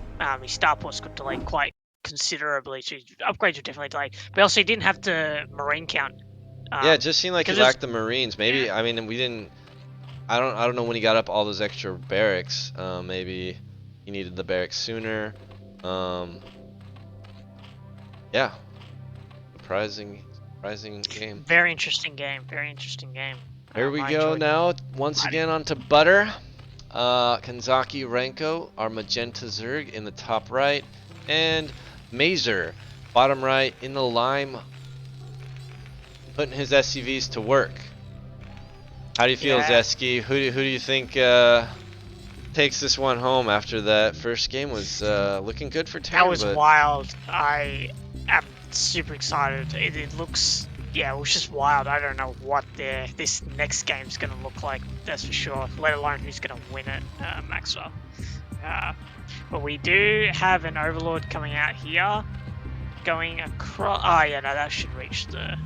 Well, yeah, I've never- two-player map. I think, yeah, he should be able to just get it. Yeah, he safely should to be the able to natural. find it. I was just, yeah, I was just curious, where the, I just forgot where the natural was, and I thought it was going the wrong direction, but no, it's the right direction. That's where the natural is. Yeah, Depot goes down. Just looks like a regular. Looks like we're gonna have a regular game here at the moment. Lightstorm does say an 8-Rax would kill that Overlord, so it is a risk. But we are not seeing an 8-Rax, so it will work out. Normal barracks timing, and we're going to see a 12 hatch. And this drone scouting. So Oh, we have a gas. early gas before the CC. So this just means quick stim, or is this would you ever one fact in base, like one base, get a factory, rush out your vultures? This is definitely signifying tech, so either factory with some vultures coming out, and then potentially going into maybe like Goliath opening, so going for like a 3-fact Goliath, or potentially like a 1-1-1. Oh, we could see a mech play. Yeah. Yeah, mech play could be potential. 1-1-1 into Valkyries. It will be scouted by the Zerg. So what sort of would you do anything right away to respond to this, or are you just kind of like, okay, we're not sure? Could be. It's entirely up to the Zerg. Yeah. There's plenty of variety of different Hydra type builds that you can go for, like some sort of Hydra timing attack to try and flatten the Goliath count. Or you can just go for like lots and lots of Muta, because Muta actually counter Goliath 1-for-1. Factory goes down. Zerg, our drone will be pushed away here by the one Marine. Mineral walks through the Zerg egg. Flash damage. We're hitting 100 gas. What's it gonna be? It's gonna be a quick lair. More drones being built. Our first 4 Zerglings coming out. Oh. Good response. No kills. Go back to work. Very good. Alright. We have our 2 Marines, and now is this if he takes his natural here, that's pretty normal. He's gone to one on gas. So what does that constrain what his possibilities are? Does that mean we're seeing it just means that he's trying to get his CC out. faster. Generally pull off gas to try and get CC faster. Yeah, and then do you put him back on right away? Because he started the CC, should he be... That depends on the build. I don't think he's going to this time. I think he just wants the extra minerals for now. 4 links to the front, starts a safety creep colony. Depot going up. So yeah, we're seeing these different styles. We're not seeing the wall off, we're not seeing these defensive bunkers, we're seeing the faster vulture. Let's see if the vulture fights any lings.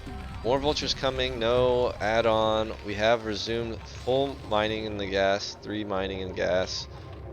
More lings being popped out. Oh, I missed the Zergling speed is just about done. This is turning into sunken. I think that this vulture will be denied any kind of good harass. Yeah, with that sunken 6 and lings. heaps of lings. Maybe he picks off a ling, but sees the sunken. That's gonna be. Yeah, I think the Zerg's plan here was to just run by with ling. You think so? I mean, he's got the layer down, and but he's still only on 1 gas. Yeah, but he got ling speed, and he made the ling this speed. many lings. This many lings instead of drones, like it looks like that was his plan, but it kind of got stopped because of the vulture and like the marine. We'll clean up all the vultures. This still is pretty unprotected, though. Yeah, you gotta react to seeing all this. You gotta react to seeing this many lings and speed. There it is. Okay, this should be pretty. Well, it's not gonna be done. He could go for a full run by. Is he gonna just jump on it? Bunker is not done. He gets in. And he Oh, just the aggression is paying off. gets a 5 health vulture and it goes Yep. down. And now he's pumping vulture. I think he should be able to hold this with just constant vulture production. Yep. Oh, you but think so? Yeah, because there's just Good a way micro that, here. Good micro, and And we do the way not that see the anything rallying from the Zerg. And so, I mean, this is an empty Yeah, he's bunker, just but there's droning up. nothing rallying. I mean, droning is good. He's got 21 drones. I think it's the correct response. You just drone up, done damage. Yeah, because if he... delayed. Okay. Yeah, I think this is good. You've delayed the Goliath coming out. You've done the damage. You can drone here and just go to whatever you want. And it looks like you're just gonna go into Oh, Mutalisks. take care of these Zerglings. You have vultures. Killing Zerglings in your base shouldn't be too hard. Spoken as a Protoss player. Alright, he's back on the pumping out the SCVs. He's got an empty bunker here. Maybe make a few Marines, but probably not necessary at this point. Mazer doesn't know it, but Kanzaki did put down 2 more Sunkens. That's good for Mazer, I think. Yeah, that is good for Mazer. But here But come the Mutas. We've got the 2 Goliaths, should be out in time. I think this might be over because he's only got the 1 turret coming up and only 2 Goliaths. Like, What sort of ratio are you looking for Goliaths to usually, Mutas? And also just they're not nearly as fast, so no Yeah, turrets well, at the this is- natural. this is Jumps on the 5 Goliath. to 2 Goliaths. Like, but he's Gonna not try going to for it. It looks repair. like He only Yeah, has he's 1 still- Goliath queued up. this isn't looking 1 Goliath too goes sharp down. right now. We have 4 Mutas in production. Yeah, we have turrets coming up, but he's got. Oh, he will finish the turrets at the natural. Loses a factory. That's That's a big pretty blow. painful. Because now he's down to 1 Goliath production. He is repairing his Goliaths very nicely. Yeah, it Another looks like the Muta Zerg joins doesn't the flock. quite want to bounce onto this attack. Is this gonna be a 2-0 win for Kanzaki? It's looking like it so far. He's definitely ahead. Got the 2 like turrets losing in a the natural should be factory okay. here. Yeah, his turrets are up. He's got but the he doesn't 3 quite have Goliaths the now. And He doesn't have range. He doesn't have the Goliath true. count. He doesn't have He the needs- turret count. should be He is significantly behind. Like mass mute up. He just constantly kept making mute Yeah, up. look at the Mutas coming in. Definitely. Yeah, it's like 11 meter. He could Yeah. definitely just dive on these like Goliaths. Picking off the He's got Goliath the 2nd count here factory really just about done. Feeling like he needs a 3rd or 4th turret here. There's the 3rd turret, but it is not done. Oh, nothing firing from the. Oh, it takes a lot of damage. He does kill him. He needs to go for these turrets here. Yeah. Picks off the turret. Picks off. Loses 1 Muta. Taking damage. Gonna run into the Goliaths. Let me turn off the production tab. Or info tab, whatever it is. Getting some shots off from the Goliaths. Up to 4 Goliaths now, but these are not pumping more Goliaths. Why not, bro? Why not? This is Getting definitely up more turrets. interesting. Getting up more turrets. He's got the 3 here. He floats his factory over. I don't know if that was absolutely necessary right now. He's floating his eBay into the Zerg's main to get some vision because he doesn't have any comsats. I think this is a Yeah, pretty good Lightswarm move. is Yeah, he's- advising attack something. Yeah, he kind of did just sort of waffle back and forth. Took some damage that was not necessary. Well, damage Yeah, is okay if he you're getting hasn't something really- in return. But I think he hasn't really identified the weakness that he like exploited in the Terran, know, and he just didn't yeah, continue to put that pressure. just seems He's like kind of if like you the Terran barrel back into it.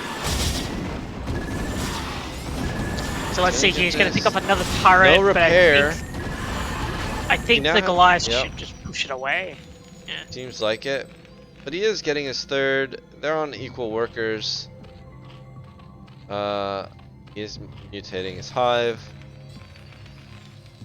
It's just so funny. Like, if you just have the guts to go all the way to the bottom right, you're gonna get damaged. But then, it's scary. Zerg needs to commit to demolition. Yeah, it definitely seems like if you're gonna kill 1 turret, I don't know. It's Yeah, if you're gonna, he needs to commit to something. He's only been scratching the surface at a couple of different although these points. Goliaths are kind of out of position, but now they're responding.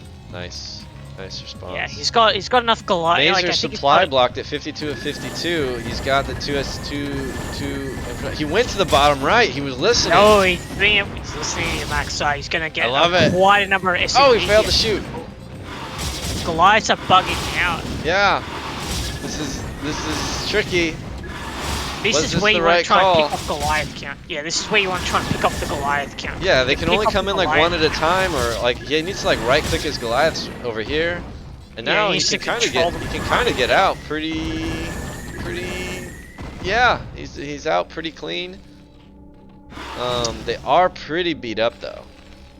Range is finished from our Terran. He's getting +1 weapons, but like his Goliath count's so low, like he can't really do anything in this situation. Seven Goliaths. Yeah, the push out option is not really existent. He gets this vulture.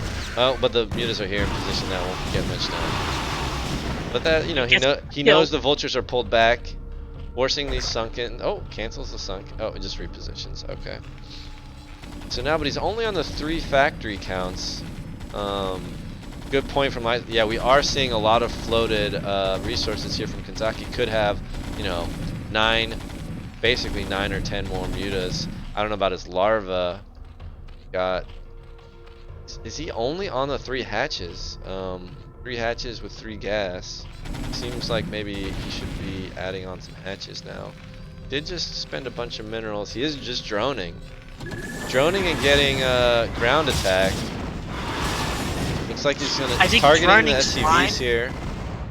Droning's fine here, but he needs to add some hatcheries. You're right. Like he's right. If he's not doing all mutas, you need to drone and add hatches for sure.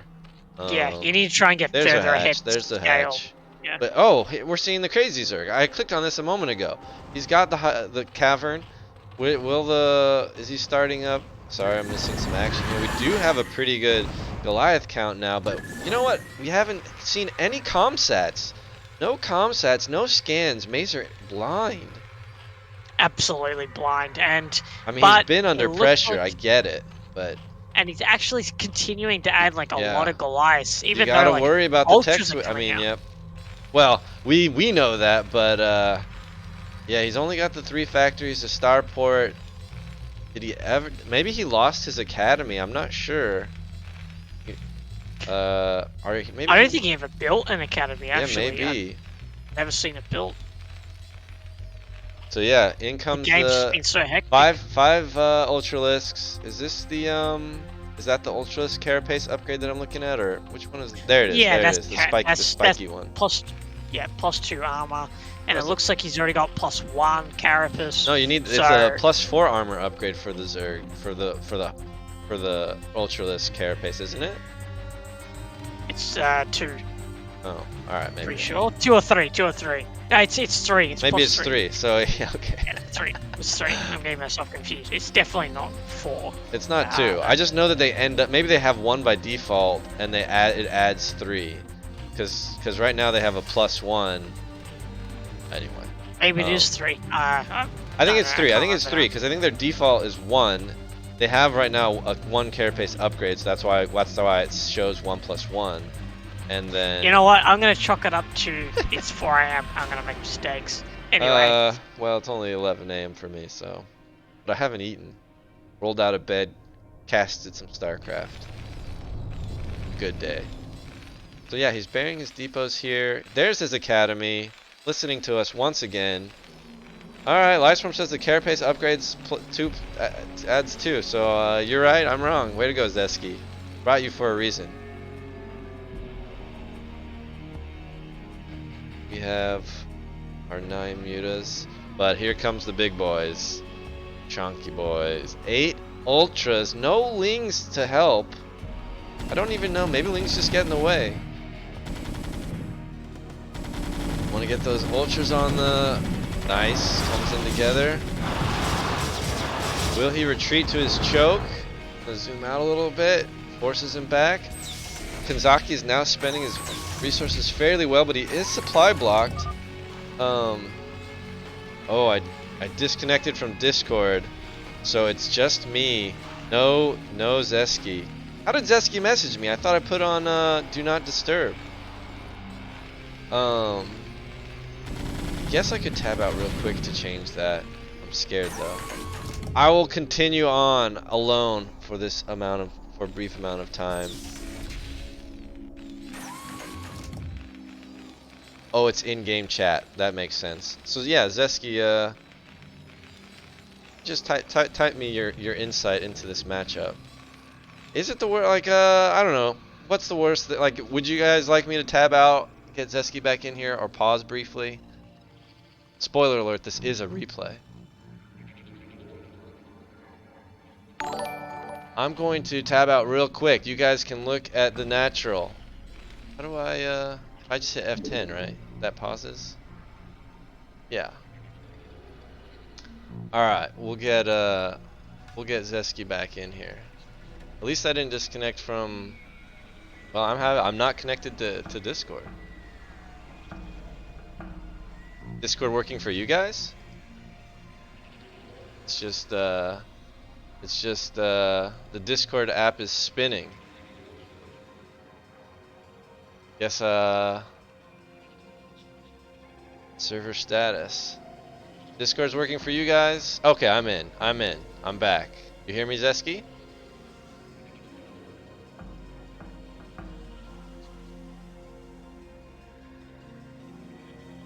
I think I'm back. It's connecting. It's thinking. Hello, hello.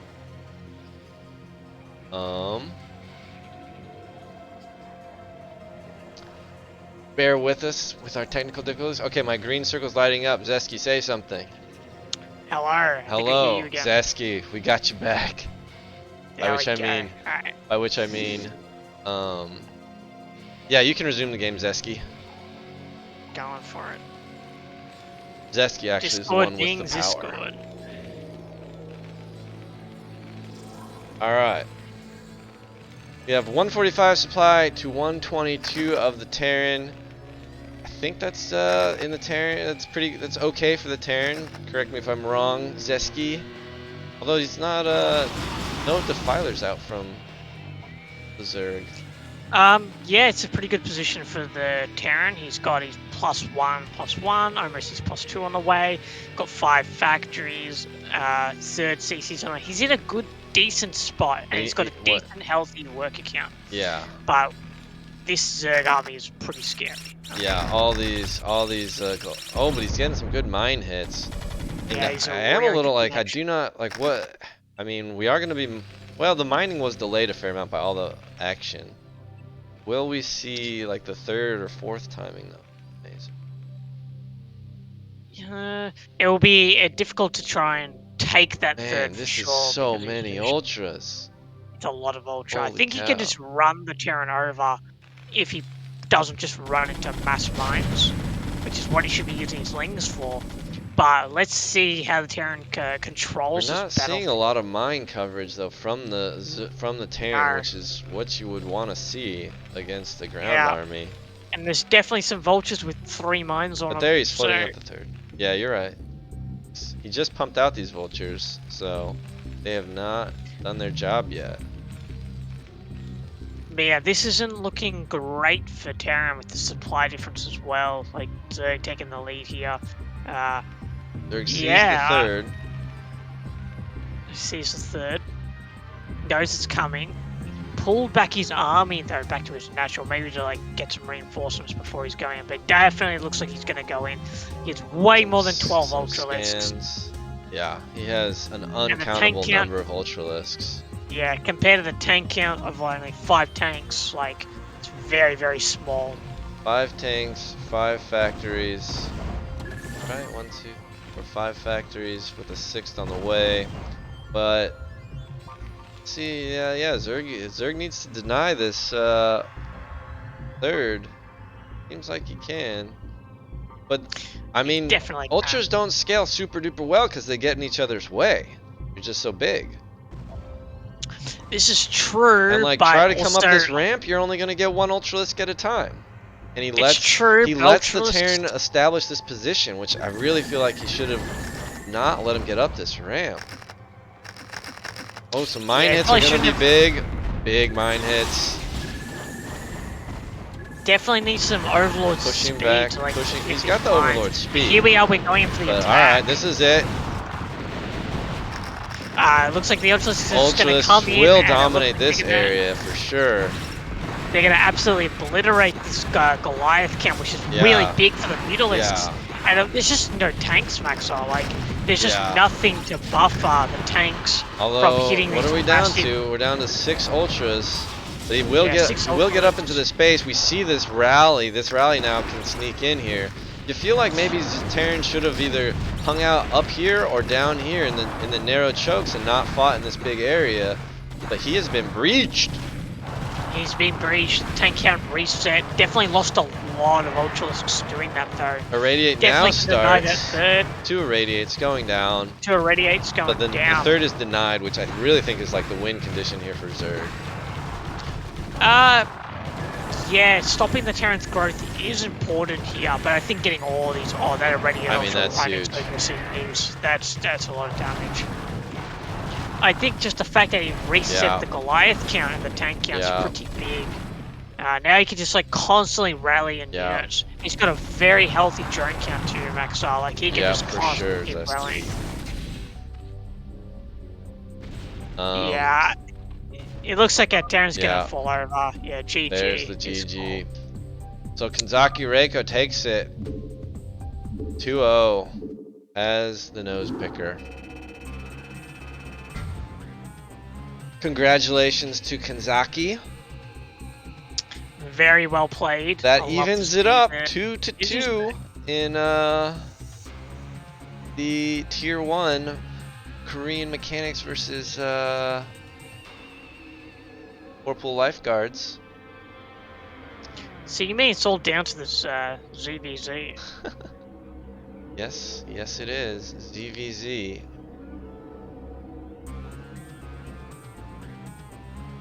Scores.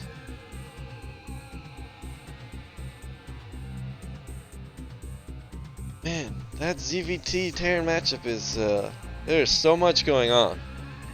Oh, I hope we see Hydralisk Slide Swarm. I would absolutely love some Hydra vs Hydra. Having seen Nagnar pull that out quite a few times now. Very exciting to watch. Hope we get to see more of it in CPL. But obviously people are more comfortable with their Mutaling. So we'll probably see Mutaling. Don't know. Can't wait to see these games. Yep, here we go. Back to Polypoid, ZVZ, Sirref versus arcde Cause. We have in the bottom right a blue Cause. Maybe it's pronounced Cozy Cause. And in the bottom left we have a pink Zerg Sirref. They are both scouting vertically. What is to be done?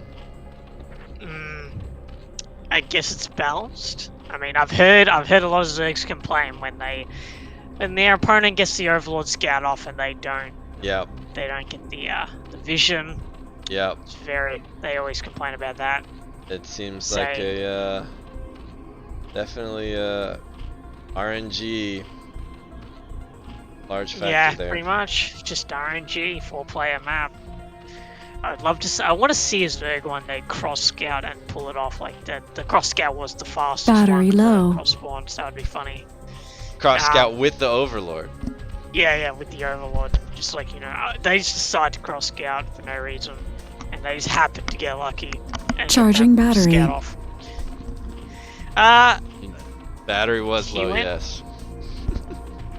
Sorry, that was my headset notifying me that my battery was low. I don't think you could hear that though, Zesky, but the stream could hear it. Well, alright, what do we got? Apparently. Same timing for the gases. One more drone maybe happening for Sirref. It's funny, I've Definitely seen these guys' names in CPL for this is my 3rd CPL. How many CPLs have you played, Zesky? Where's our pool? I've There's only our played pool. in one. This is my second CPL. This is your second CPL. So yes, they both are going over pool gas. Yeah, same deals from both sides. Yeah, basically One like base play. slightly. Yep. And they both have their second overlords headed for the Yeah, other. this is like a mirror, like just straight up mirror. Over gas, not over pool gas. What does that mean, Light Swarm?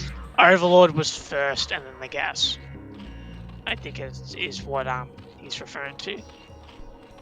Oh right. So yeah, so many times I just say over pool when I just mean over. So yeah, Yeah. So yeah, he did the Overlord gas then pool. Yeah. I wasn't even crossing my Yeah. Um. It looks like Cos is gonna get his The layer timing. So yeah, tiny bit faster. Do you Just ever overgas into pool into ling speed, or is it always overgas into layer? I feel like if you're gonna do this, it would be over gas into layer. That just makes more sense. You want to get that feels right to me. It's just like it's like the I feel like if you're gonna do some sort of quick lings, you would just do 9 pull speed. Speed and layer at the same. So yeah, actually we're seeing speed coming out from Cause, but we're not seeing it from Sirref. We have the 6 lings, 4 lings. Their overlords finally cross, and they're gonna find out that they're the same. Like looking into the mirror. I think which promises for a longer game. Yeah, it does. I think Sirref is just going to go for a defensive play. Like, he's not going to get the ling speed. Why bother with just hold the ramp. You don't need get speed. that extra meter. Whereas Cos is just going to go straight for the quick aggression with the ling speed and maybe making a couple of extra lings. He's definitely got more lings out at the moment. He's got speed is almost done. It's going to kick in a second. He started his spire, and the spire timing. Roughly the same. I think Cos got his like a half a second earlier. Sure. Very, very close spire timing. So got a lot of lings made. So we see a disparity in worker count, 10 to 12. That's quite big. I mean 20% or so. Yeah, quite a big difference in worker count. Just way. I think we're gonna see Sirref, which. But Sirref has that 100 guess lead. Yep. Yeah, I think we're going to see Sirref just have slightly more meter over time.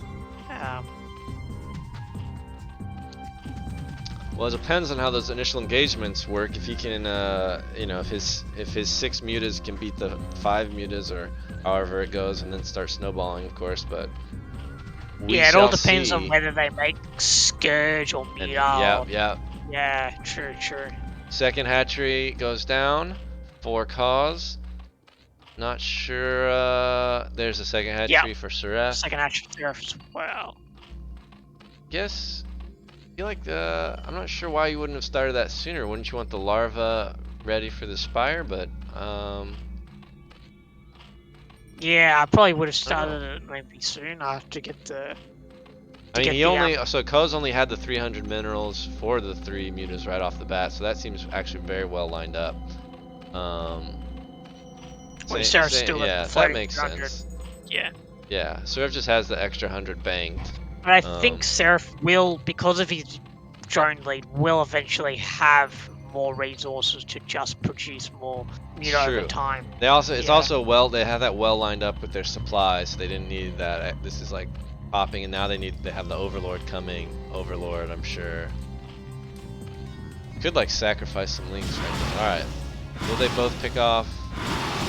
Alright, so Sirref is gonna get the pick off on the first Overlord.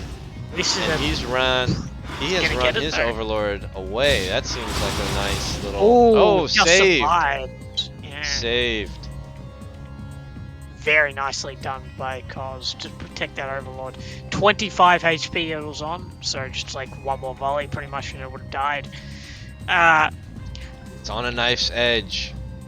Yeah, we see +1 Carapace from coming. Yep, yeah. Right. Carapace and attack, so those will cancel out. There will be a slight little window where you have the +1 done for Sirref. Will he attack in that window? I don't know.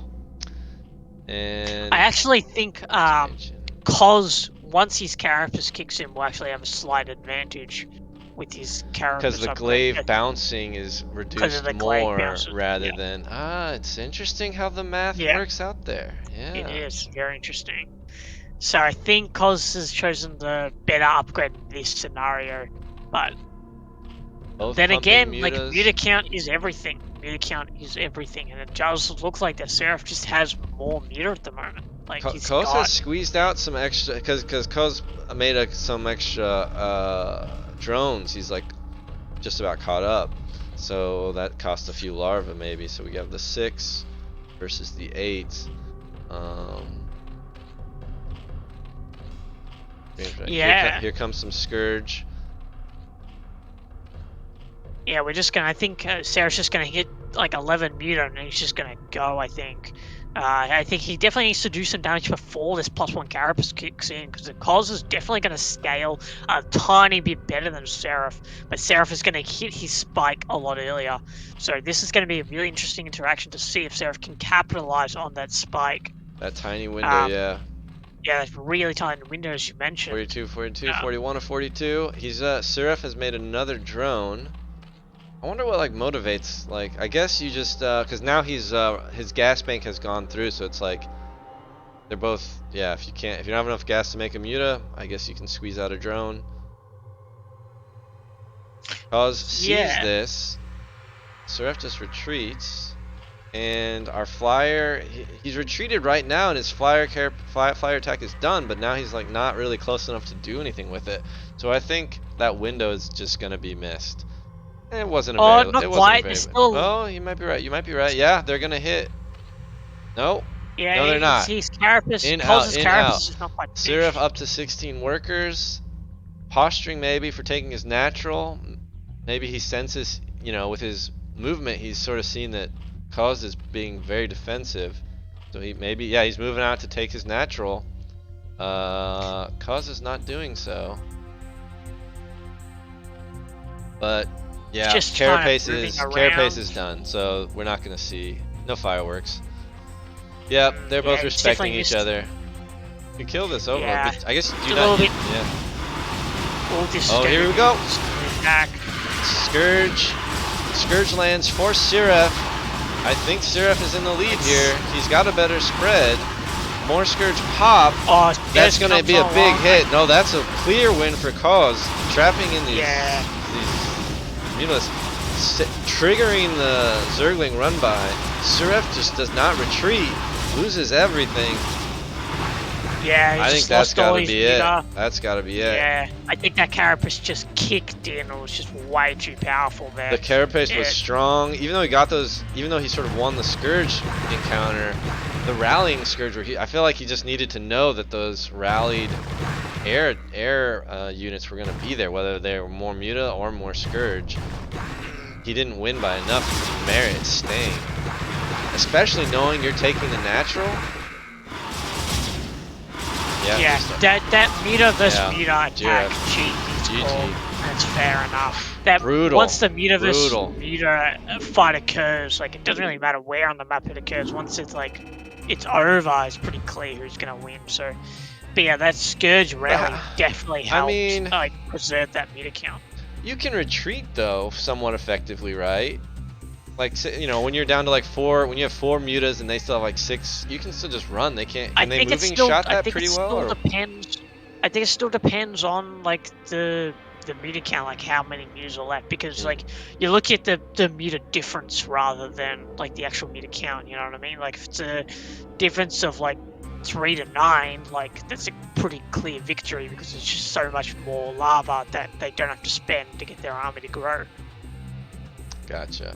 Alright, well, that is a win for Cos, which puts Korean Mechanics in the lead, and maybe they will take the Battle of Tier 1.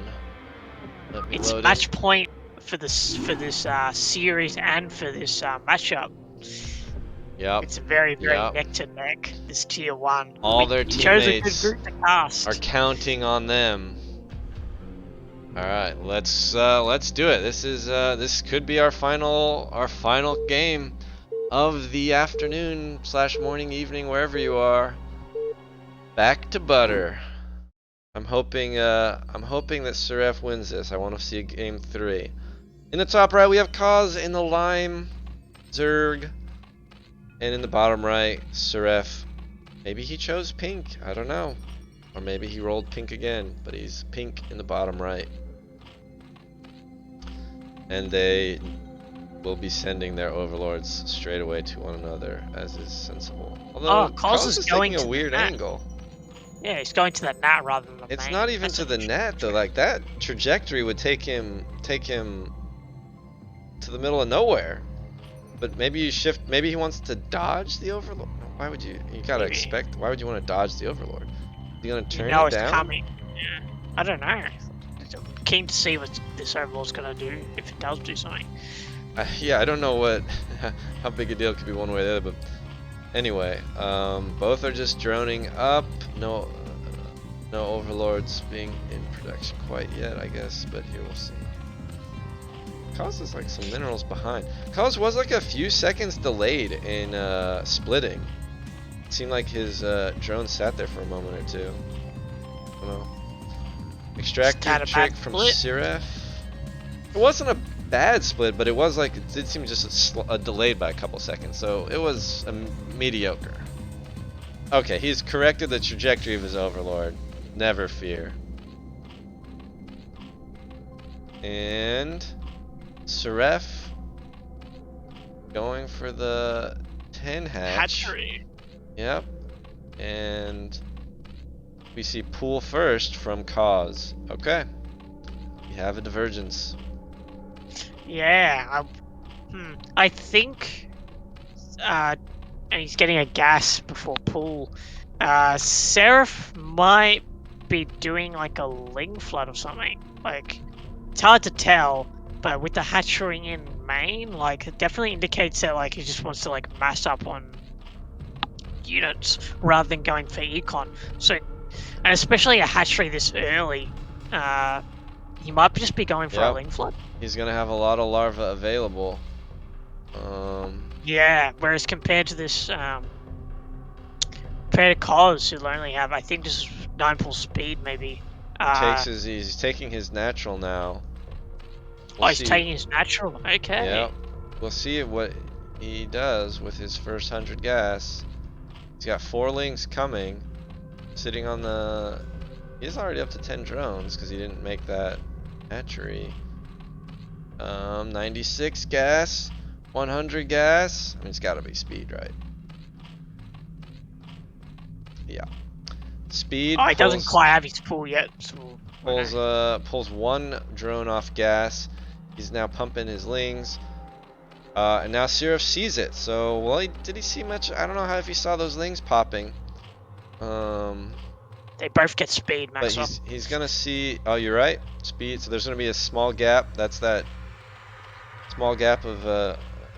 I think Sirref will just hold Koz's attack, and then looks like because he just has more lava, he will just like run him over. I think he just wins by build order. This choke definitely thinks Sirref can hold this. The question is, will this finish? Can he get up a sunken? I mean, is that the play? I'm not even sure. All right, well, I don't think it is because. Oh, he seeds the choke. Damages the but he's got plenty. I don't think he even needs a sunken here. I think he just needs to like kill these. No. Like, he just needs to like make ling only. Like, no, not for Sirref. Not. I was saying Koz needs to like put up a sunken. Yeah, I think Koz needs to get up that sunken. Yeah, that's what I was thinking. I mean, he has the slight drone lead. We'll see. Engagement starts pretty well for Koz. He had the fewer lings, but this engagement worked well. Trades pretty effectively, and so now they're even.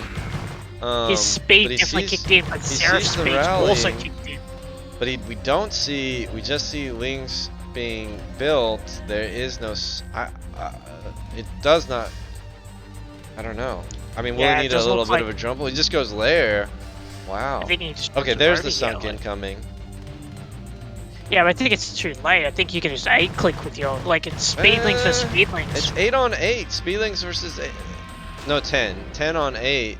But Sirref is waiting for reinforcements. Is that the right call? It's giving this sunken time. Start the sunken! Start the sunken! He doesn't have the money! Doesn't have the minerals! He's got all this gas! He stayed on gas too long! Still mining gas. No, this... Alright, yeah, I mean, it's madness. It's not looking good for Cause. Yeah. Wait, I can't remember. Who won the first? Cause won the first one. Alright, this is... Yeah, let's go, Sirref. Match point again. GG! Oh, I just mining those extra gas, not getting down the sunken. But you need, you know, if you want your mutas to pay off, I guess you want to get like at least like 300 gas, right? So that you can at least make one muta. I guess. I have to confess that is the matchup I am least familiar with. I don't know what you do in that situation. It just looks like a straight up build order win from Sirref, because he gets his lings in time to hold the 6 lings, early lings. He gets his speed later, but he has more lings, and then when he eventually speed kicks in, he'll just naturally have more speed lings against less speed lings. So it just sounds like he's straight up wins. I'm not sure what you do there, whether you can drop like a sunken down and try and hold. Try and catch them being too greedy with their ling attacks. I'm not sure what you actually do there. But definitely just looks like a straight up build order win, or at least Sirref may look like that. It definitely feels favored for the patch first player. If that sunken had gotten up though, I don't see how he could have broken at that time. And then you have like this standoff of they both have the same number of hatcheries producing. And one had, Sirref would have had a slight army advantage, but that's pretty well countered by having a choke and a sunken, and then it's sort of like who blinks first, who dares to make a drone, or I mean you have the lair on the way for Sirref, or I mean for Cause, then he like puts down that spire. I don't know.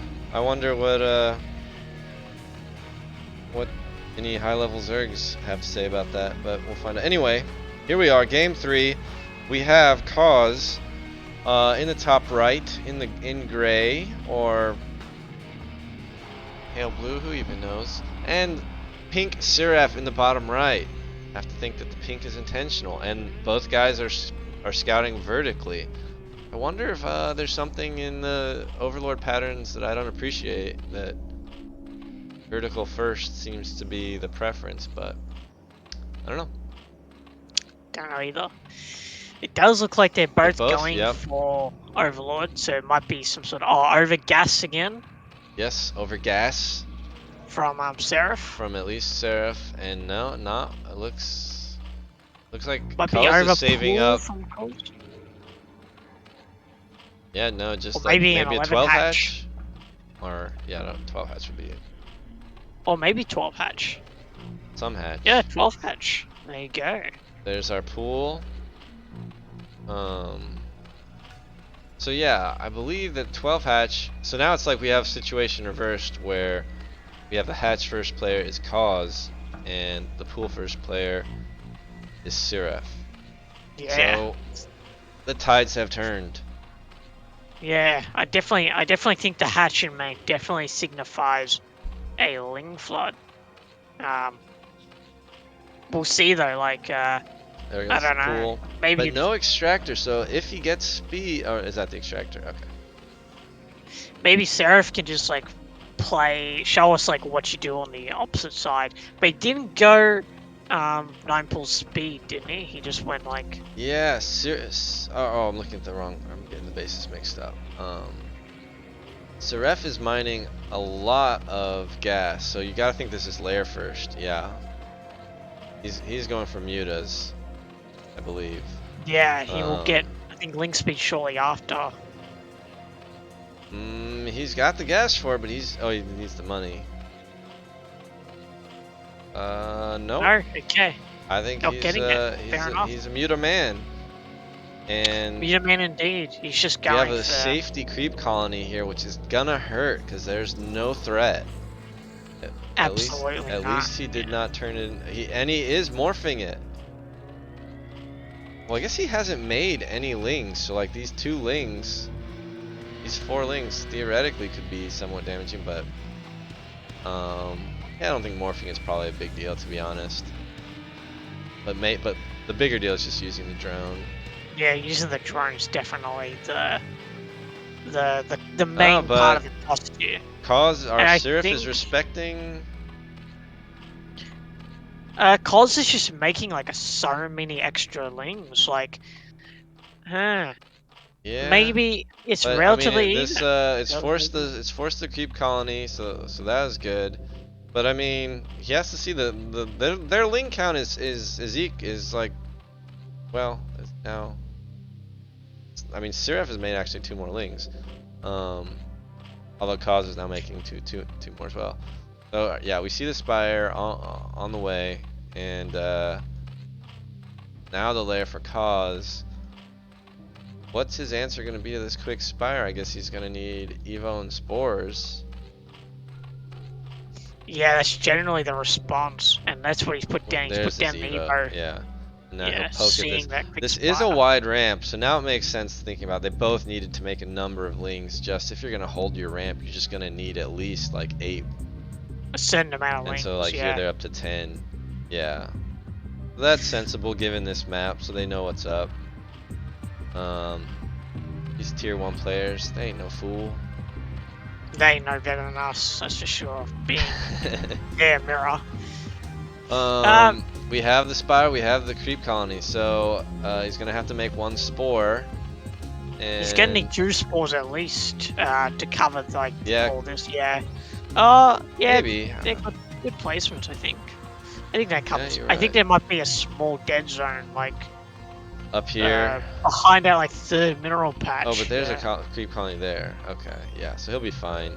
Yeah, he has his gas protected. And Spire's done. 3 mutas. Cuz is up a few workers, even though he's made I mean, that's why his mutas are late. Spores are done. And he's gonna be behind in mutas. We'll see. So does that mean he starts off by making extra Scourge and then I don't know. I think Cos should just make straight meter, because he'll eventually catch up in meter count. He's got like the extra drones for mining. He's got the extra lava because he's had like he's had the 2 hatches longer. Doesn't send his first 3 mutas. I guess he knows. Oh no, sorry. Sirref also has a 2nd hatch, so maybe that's not the case. But he definitely got extra minerals. That is the case now, but yeah. But we just know that Sirref has mined more gas, so he's gonna have at least initially a lead. But Sirref lost that first muta engagement in the first game. And he is going for attack again instead of Carapace. Oh, good yep. And again, we have the slightly later Carapace. So this is very similar to game 1, even with a slight variation at the start, but it is collapsing to the same kind of game. Ooh. Yeah, we'll just see if Sirref can actually capitalize on that +1 before the Carapace is done again, because that's definitely going to be like a major point for his +1, getting it right before his upgrades finish, because he'll just do way more damage. And that's pretty big. Like one point of damage is huge for meter. This the gap between the upgrades is a larger time gap this game, so there will be more opportunity for Sirref's attack to do damage. But it's I just don't see how he can be offensive with it with the 2 spores here. Even if, although I mean, he's gonna have a pretty healthy muta lead, but I don't know, the travel distance. Oh, it's Cosmic. Oh well, yeah. I panicked. I was like, oh, Cos made a whole bunch of links, but that's probably because you just your limitation is your gas. So there, yeah, he has more mutas.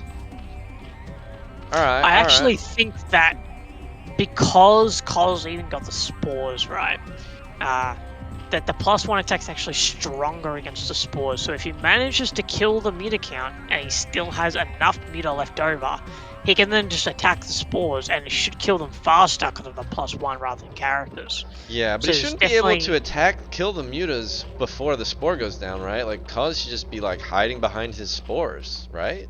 Yeah, that should be the case though. That should be the case. Here we go. 11 mutas. Okay, here we go. 11 meter, move out. Flyer attack close to +1. done.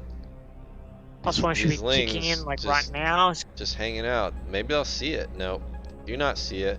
The Ling run by is now prepped and ready to go. How many Lings do we have here? I don't know if that's gonna be quite enough to break the ramp. But maybe. Sirref down 8 workers though. 12 mutas versus 7 with the spores. Kiting back. +1 air attack is done. Carapace incoming. He just backs off because he sees the spores. He knows he can't really punish. Yeah, he is Cause just right behind. there. He's just behind now.